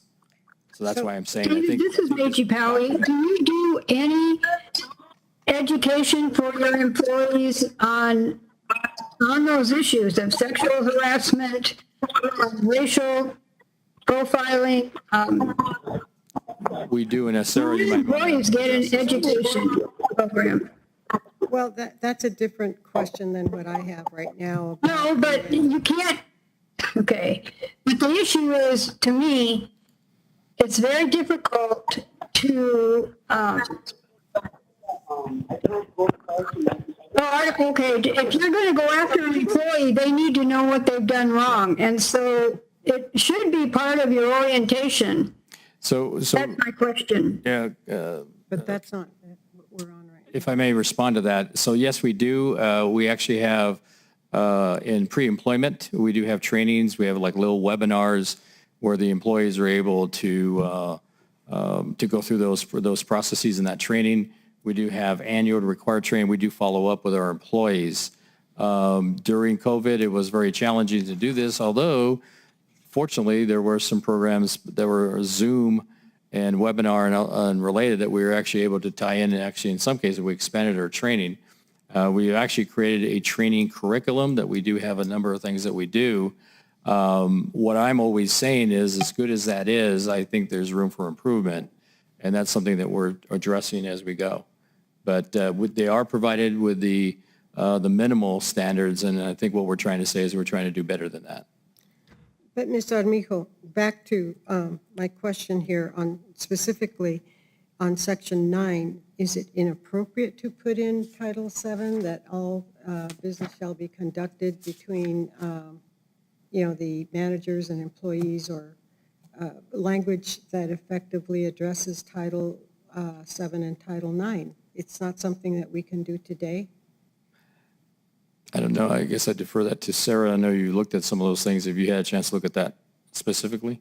Did you see anything that No, would be? when I did the research, most what I found is having this, specifically. But it doesn't say anything specific about women or sexual harassment, and Title 7 and Title 9 would address that. And then, of course, the manual, the new employee manual that Majorie just brought up, that too perhaps should be, well, maybe it is, I didn't see it, but I'm just saying that, because it does say discrimination, harassment, retaliation prohibited. So reference to Title 7 and Title 9 might be very helpful in terms of placing the all employees on notice, because as she mentioned, and then of course doubling it. You can't say it enough, because that happens in the workplace many times. I can look into the Title 7 and Title 9 and then put something And then, and present it. and that'd be good to see if we can change that or add that. And then number 5, under Section 9, I think that's too vague, because I may find it's something that is judged offensive by whom? By God? Or by me? You can't do that. I have been told that I'm a very offensive person at times. Does that, and thank God I don't supervise anybody these days. But I, when someone has told me I'm just being a little too offensive, and I say, why? It's just because you talk too much like an attorney. I mean, what? Attorneys are supposed to be, no, just kidding. No, seriously, I mean, I was told that just not too long ago, like about a year ago. I said, well, how did I sound? You sounded like an attorney. What? I mean, if that would, it wasn't an employee. I don't have any employees. So, well, I do. Our city manager is mine, but so I'm just saying, in a situation like that, had it been an employee who maybe goes to the personnel office and say, she's very offensive. Yes. No, and thank you for pointing that out, because we're trying to eliminate vague. So Okay. So And we'll work on that. I think it's a good provision, without a doubt. I mean, insofar as someone being harassed, but then if you, and then it is titled Section 9. I mean, you have Section 9 here, discrimination, We'll harassment, just yada, reference yada. it. So you know that it's going to show that. But I think that if you have Title 7 and Title 9 in there, if you could just research those and. Okay. Mr. Chair, I don't think we have, in the handbook, do you have a section in here that addresses Title 9? No? And Title 7? In the screen, can we go to the Section 9? well, but No. Title 7 and Title 9 are Are separate, they're For personnel. specific, Protections, yeah. federal, Something like that. under the federal law. this does mention protection, federal protections, and also gives you a due process, which I think that's what's called for. But this kind of looks similar to our policy. Oh. That's where I got it from. I think we got it from the county. No. I think we got it from the county. no wonder We made it's- edits. That's true. And Mr. Chair, I have one other comment to make for Councilor Flotus's comment on that number 5 that she's talking about. Now, it says by other act or behavior that is judged offensive, inappropriate, or violent in the workplace by the by the any other. In other words, they can report that to the executive director. Is that what this is saying? So what if it's the executive director Oh, I see. doing all the That's- other? Yeah, what if, yeah. How are it's- we addressing the executive? And it should be, is, if you were going to use a sentence, it would say, as judged by the, In my experience, if it's a complaint against an executive director, it goes to the chairman. sí, pero So aquí no then dice we eso. need to just add that. Or you have to kind of word it that way, because if an employee is reading that, they're thinking it's going to end at the executive director, and they're going to say, why do I want to go to the executive director if And it's that him that I'm happens. complaining about, him or her that I'm complaining about? So we need to let the employees know that there's another avenue, Okay. or add a 6, like if the complaint is against the executive director. Because some just don't feel comfortable. Yeah, no, I get that, but I also don't want to create, I think we have to be specific in the language. I think we have to empower the executive director to be able to handle these situations rather than having to. Absolutely. Oh, I agree. absolutely. So but- we do have, remember these are additions? Right. So we do have the sexual harassment, which it defines sexual harassment as discrimination, and it's illegal under both federal and state laws. Sexual harassment is defined in unwelcome sexual advance, requests for sexual favors, and other verbal, physical.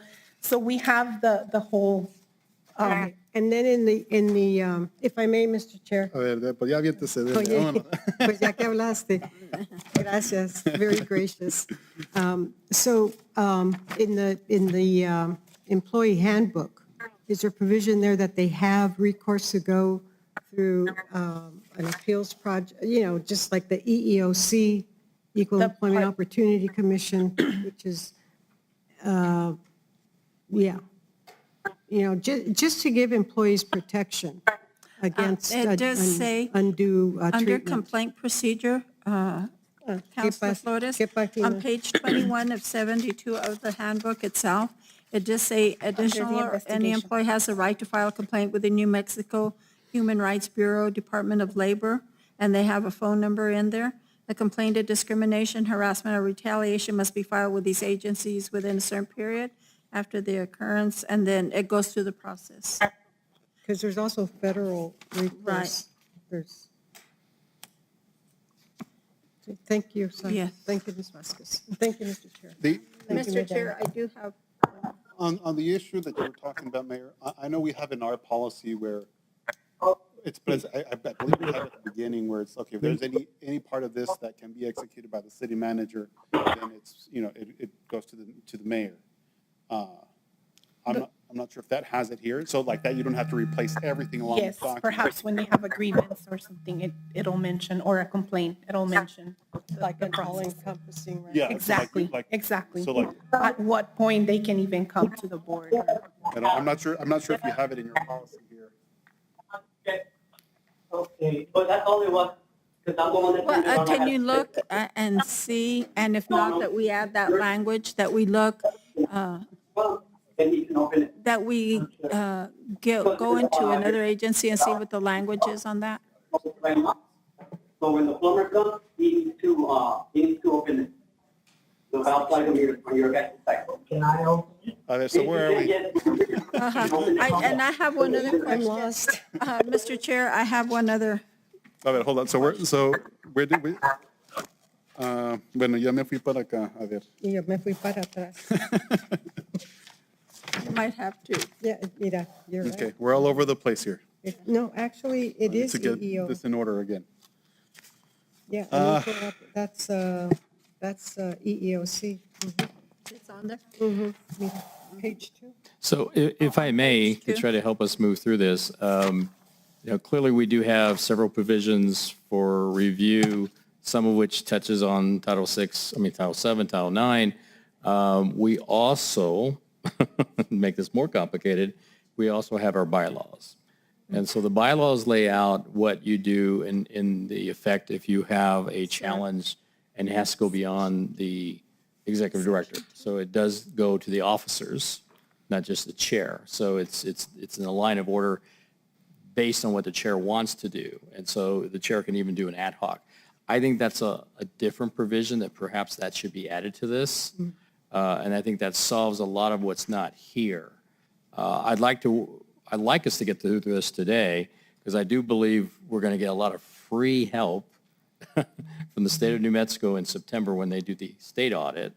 And when Adam and I are done with the folks in Fort Worth by next spring, we're going to get another review, because we're having to give them everything we have.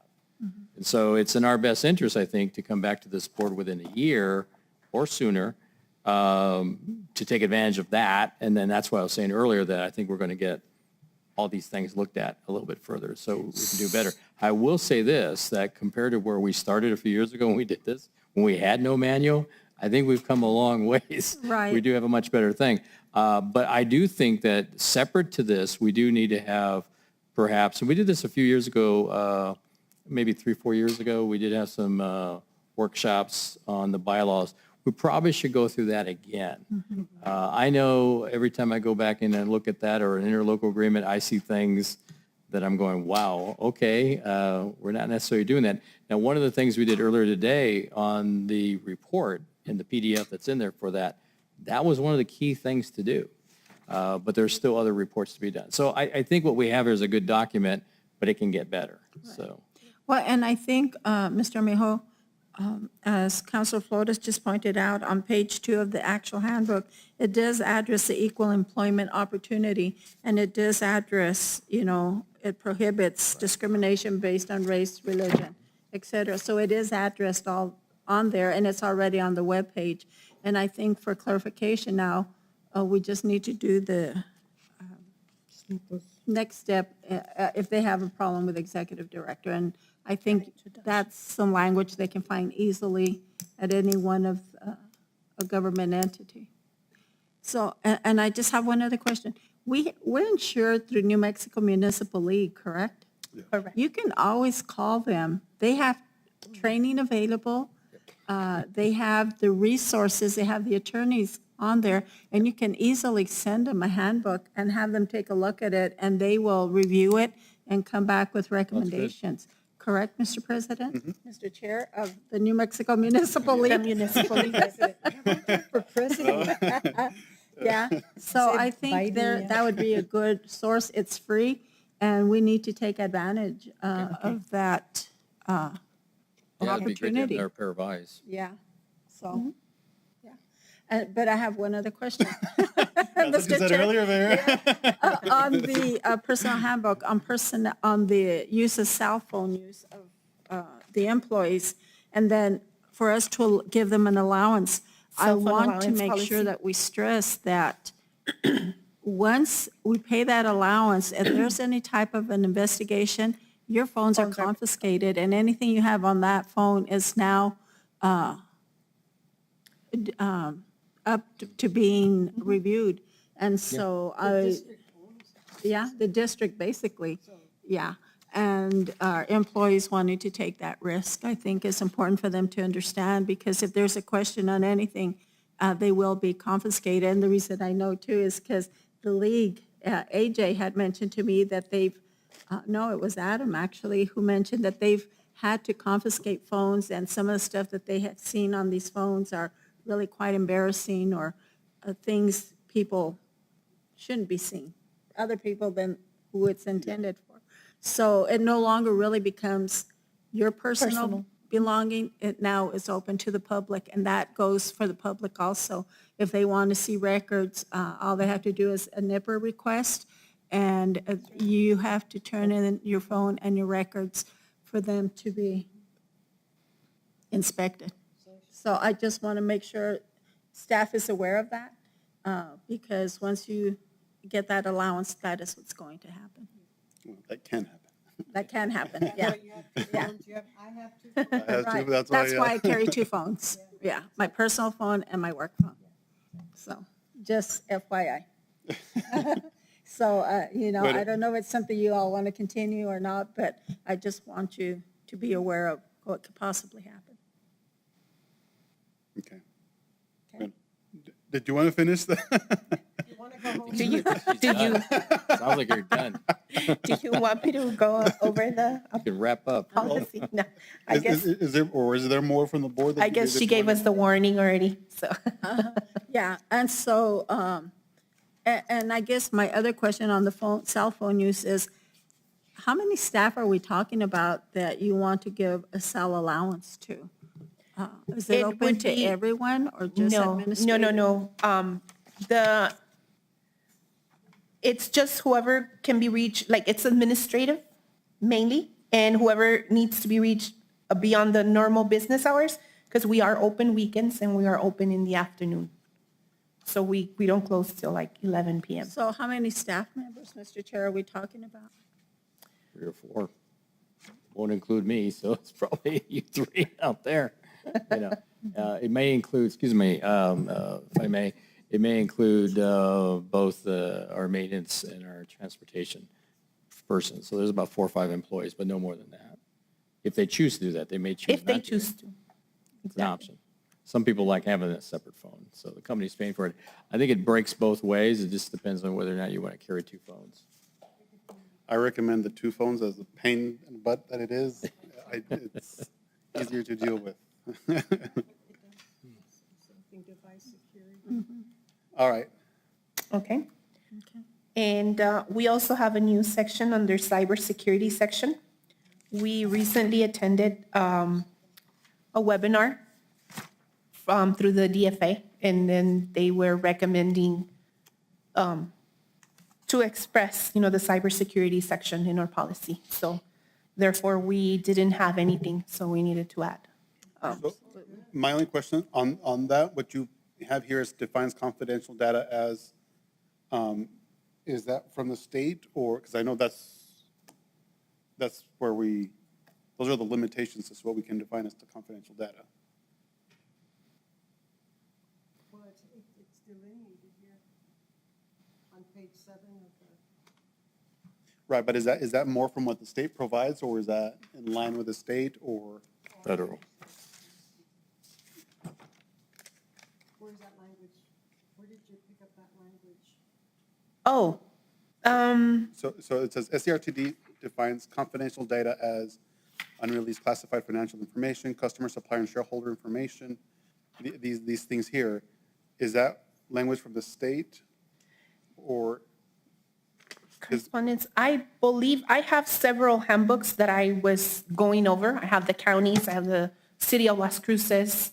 Okay. And then I have the city of Anthony, city of Sunland, to compare and see, who had what and put a little bit of,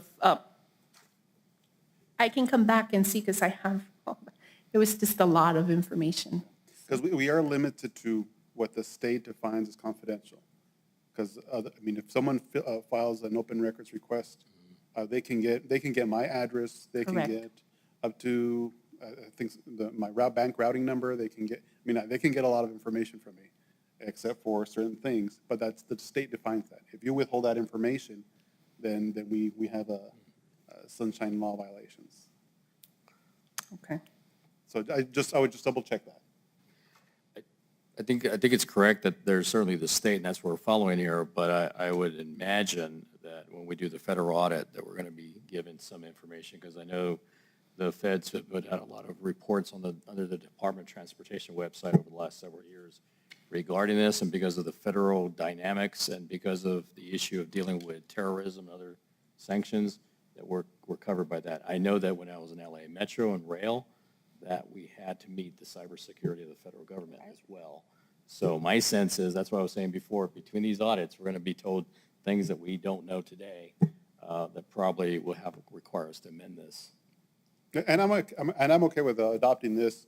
It's just that I would just feel comfortable that I don't want to put the SCRTD in a position where, well, we followed the policy, but the policy. Well, just to give you one simple example, during the shootings and things we had when I was with LA almost 20 years ago, hard to believe it's that many years, we had cameras in the subways and whatnot.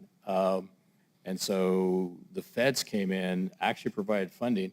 We changed out all of our cameras to go to HD and sound and color long before that was even readily available to a lot of people. Cost us a lot to do that. BART had a problem where they did not want people to use their phones and stuff, so they actually had kill switches in the subways until there was the shooting and things and people couldn't get a hold of anyone. they had to get rid of the kill switches. So my point is, there's a lot of federal aspects. Cybersecurity is a huge area. Right. It's a huge area for us. Okay, Mr. Chair, one other thing, as I continue to look at this, on number 5 on page 6 of the fact sheet, what if my cell phone is lost, stolen, or damaged? We're going to provide them $100 to replace their phone. I don't think it's our responsibility. If it's their personal phone, it's up to them to replace their own personal phone. I don't think it's up to RTD to replace their personal phone and to reimburse them any money for that. But it's just $100 per 2 years. And it's also they're using it for, as an employee of SCRTD. But it's their personal. They're using it for. I mean, for example, I know we buy boots for Public Works employees. I think we provide uniforms too, but we pay for that. We provide our Public Works employees with phones. They all have their cell phones while they're on duty. When they leave them there, but the one on call always has a cell phone that the town pays. So I guess that's why I'm confused, is because if we want them to be available. That's why they're being provided. Yeah, but should we pay if they lose it? Their But that's personal once cell every phone? 2 years. I don't think that's much different from, I used to get one every 2 years You used to buy one every 2 years. from the city. Oh, really? Oh, I've had mine since I became mayor, I think. Hasn't become obsolete? Probably, because I know Cynthia was always telling me we need to. We replace it. received a letter, we they're- received a letter from T-Mobile stating that some of our equipment was no Outdated. longer, it was a 3G and they're moving forward to 5G. Yeah. Yeah. So we have a list of items that we need to discontinue and then purchase. But the only way we would replace it, they need to upgrade, is we wouldn't pay the $100 for that. No. Right? It's only if it's lost, stolen, or damaged. But it's only Correct. $100. You can't buy It's a good only phone. $100. You can't buy a good phone for $100, Mayor. And then my daughter bought me this one, so I don't know. Yeah, we are spoiled. Those I are already not have to buy a cell $1,000 phone. So, okay, if you're all okay with it, you know. Because if they're required to use it for work purposes, I think $100 every 2 years. Yeah, that's not much. And that's if needed. If needed, not. If needed. All right, go ahead. Okay.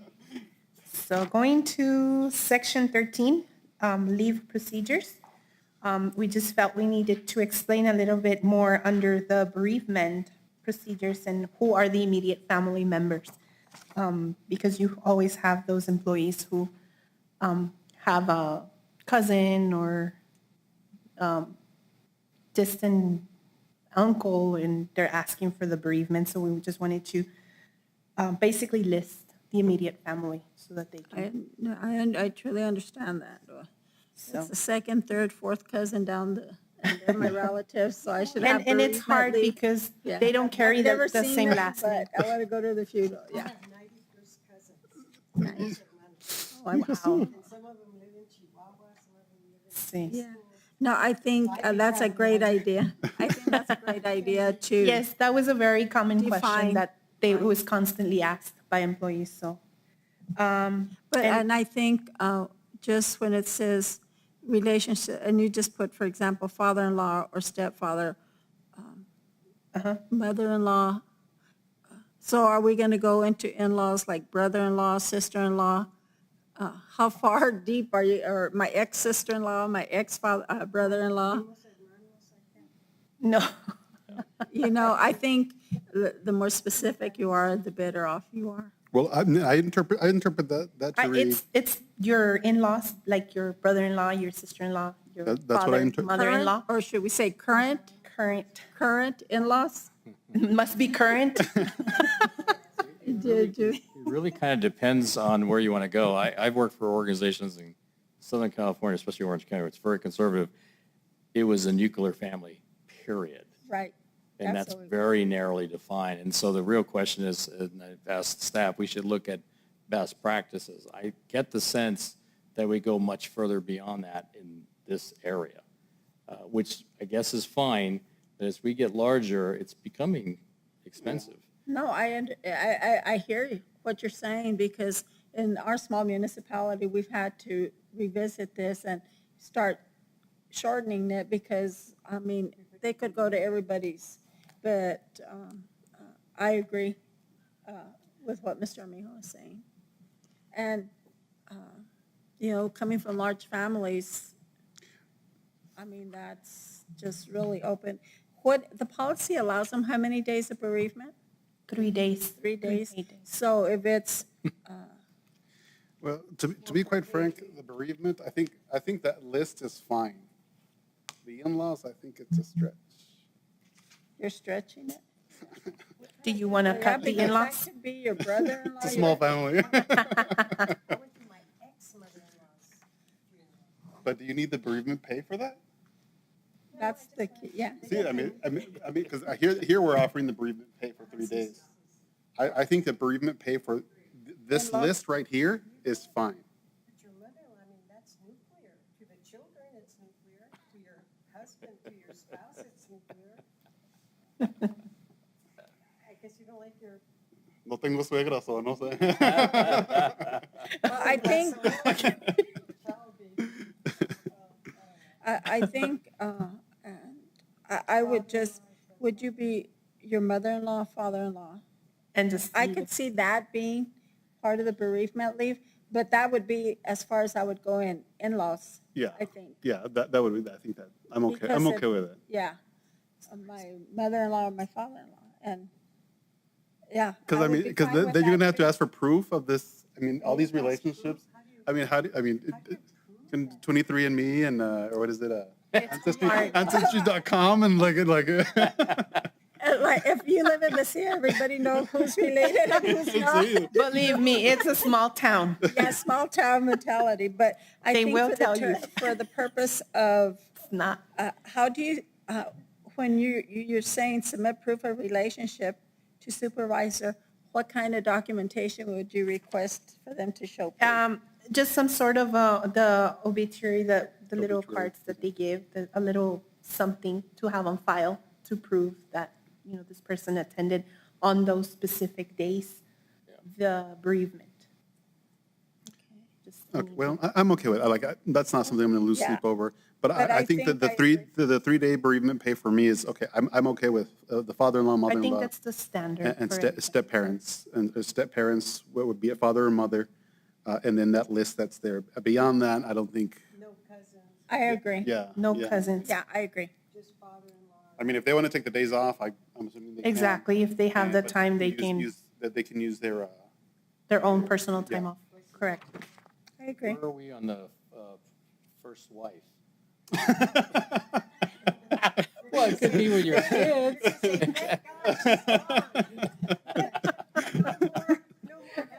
I think we maybe current. it's the current spouse. Current. The current spouse. Status. I think I need to add current Add situation. current, Yeah, Your current.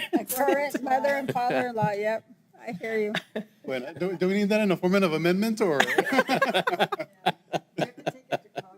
Well, I think, if we did the other amendment, yeah. So, Mr. Chair, I make a motion, we amend the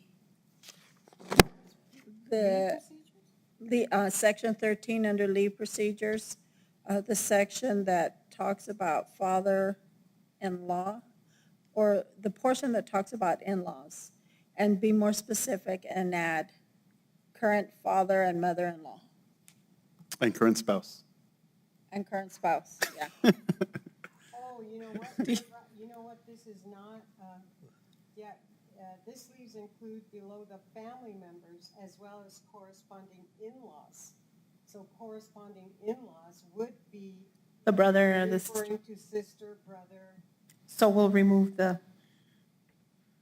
Okay, this is Meiji Pally, and I have a question, because when parents, mother and father share children, and that's not the current wife, but if she dies, he should be able to go to that funeral. because that's their kids.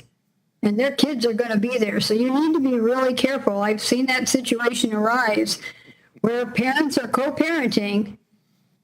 One of those parents dies. That tears that family apart. And even if he's not remarried or is remarried, he is going to go to that funeral for those children's sake. Yeah, I don't think the intention is to prohibit them from going. It's the actual pay for those 3 days, the bereavement pay. Okay. Well, if let me bring us back to square one. I had this conversation the other day with somebody else, and in fact, I believe the board certainly would have some thought on this. We provide leave. We do have a leave bank PTO. We consolidated that a few years ago, and we provide a pretty good leave bank to our employees. So if you look at it, our employees have a lot of time off to take. They might think they'd like to have more, and as years go by, they do get a little bit more. So this is, in my view, kind of a supplemental bank that's there for them. And so, and we use the best example. We have one right now that went to be with somebody in Houston, I believe, and as it turned out, the operation didn't go well. So now she was gone for work for that trip, and now she's there for the funeral that will follow. So the 3 days will not cover her week, but we do have leave available. And so she'll be fine. Most are going to be fine. And so I think what we're ultimately trying to do is do what we can with what's needed, but we can't be everything. Yeah. So David, I have another question in that regard. Do you have a donated leave bank where people can, other people could donate to that person? Yes, we do. Have leave. Yes, we do. Okay. And, Mr. Chair, I think maybe this should say, where it says leave procedures, and just say, because there already is a definition for funeral leave, right? Or does it go under leave procedures? Well, keep in mind, this is the fact sheet. Right, and that's what I'm looking at, because is there more to this section? Yes. So I would just say, immediate family members are, or Section 13, leave procedures. page 41. And maybe we don't need all that wording. Page 41. So then, so your amendment has died for now, Mayor, okay? Yeah, it has definitely died. Give it a second. So we have the, Yeah, there you go. Donation we have paid the leave. personal time off procedure. Is it under personal? Under Section 13, leave procedures, we have the personal time off. Okay, does that address the funeral leave? And it does address the bereavement. Bereavement, right. Huh? Okay. Up to 3 days of bereavement may be used for the death of a spouse, domestic partner, or other immediate family member. And just add another sentence there defining immediate family member. I think that's all you need to do and not add all the others. Well, do you have 3 days? Yeah, 3 days. And then if you want to include, must submit proof, I would do it under that bullet.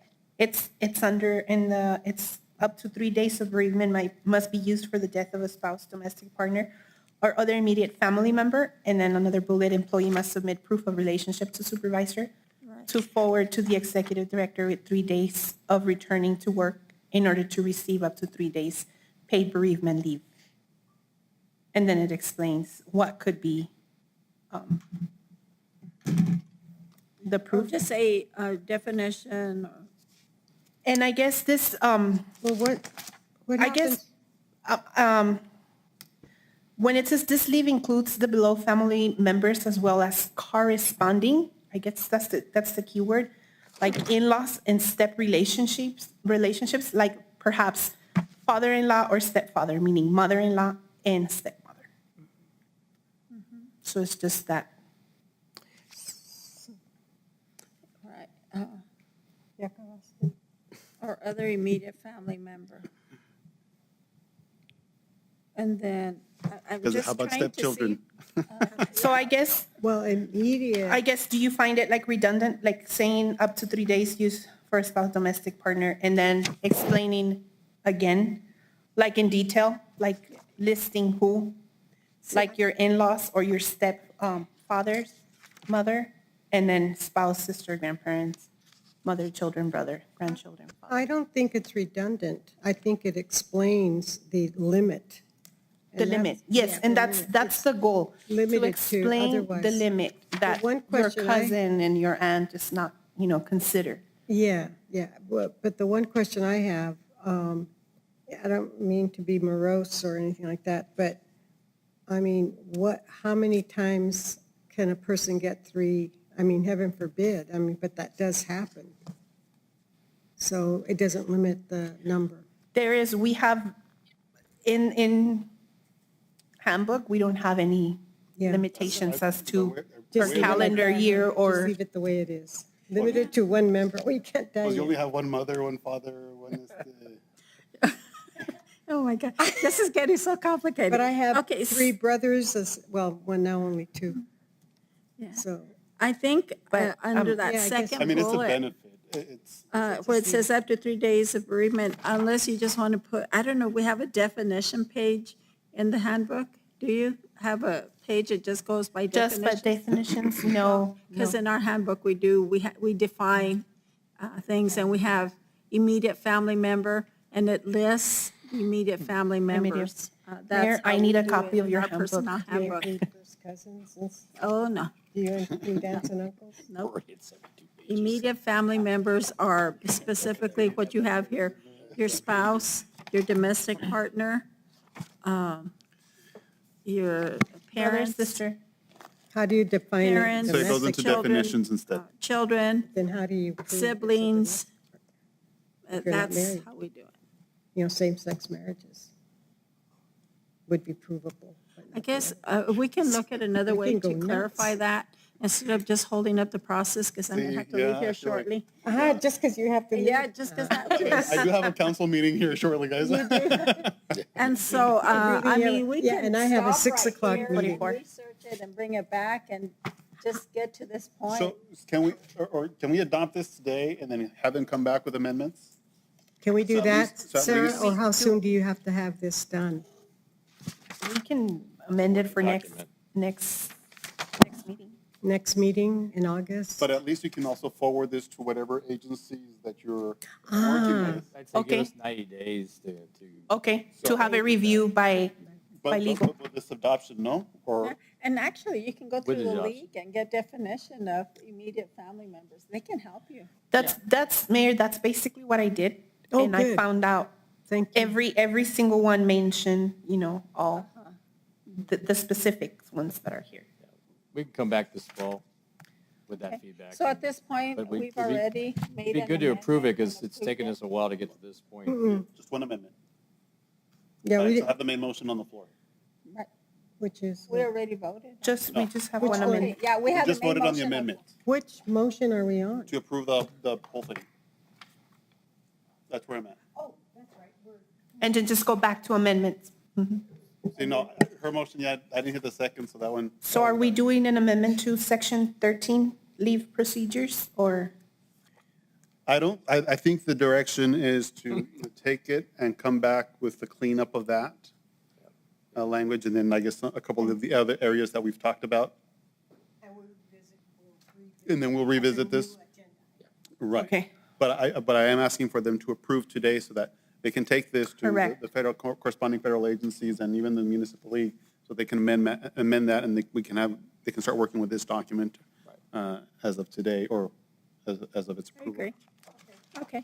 So we've already voted on the amendment, On the amendment, the first amendment. so we can go back to the original motion. So I'm back on the main motion, and the main motion is to approve this revised HR manual with the amendment already included now. Yes. So that's part of the main motion now. Any discussion on that? No. All right, I think we lost Commissioner Ellens. I don't know where we lost him, but. That's up to Becky. All right, seeing and hearing no other discussion, I have a motion has been seconded. Let me have a roll call vote on the matter, please. Javier Perea, Yes. Nora Barraza, Yes. Meiji Powie, Yes. Yvonne Flores, Yes. Diana Murillo. Yes. It passes. Thank you. Motion carries unanimously.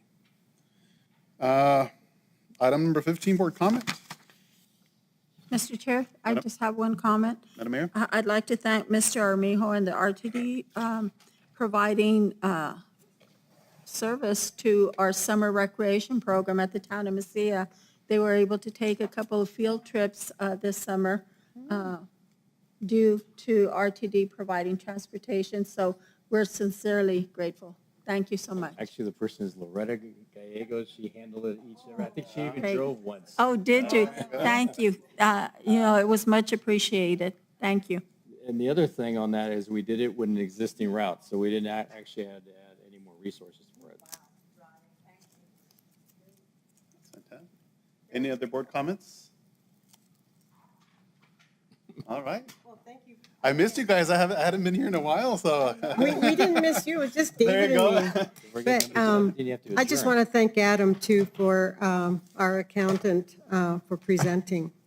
And thank you, Mr. Armijo, for all your work. And thank you, Sara and your team for bringing the changes to the manual. Thank you. That's it, Mr. Mayor. No, thank you all. We appreciate it. And I see the improvements in the agendas too. And Yeah. it's getting more, tabulated, tabbed now and everything. So thank you all very much. I appreciate that. Just All right. I'm going to keep my notes. With that being said, if there's no objection, this meeting is now adjourned. I do have 3:51 PM. So Thank you all. noted. That was fun, actually. That was a good meeting. Educational. Sí, con que nos da las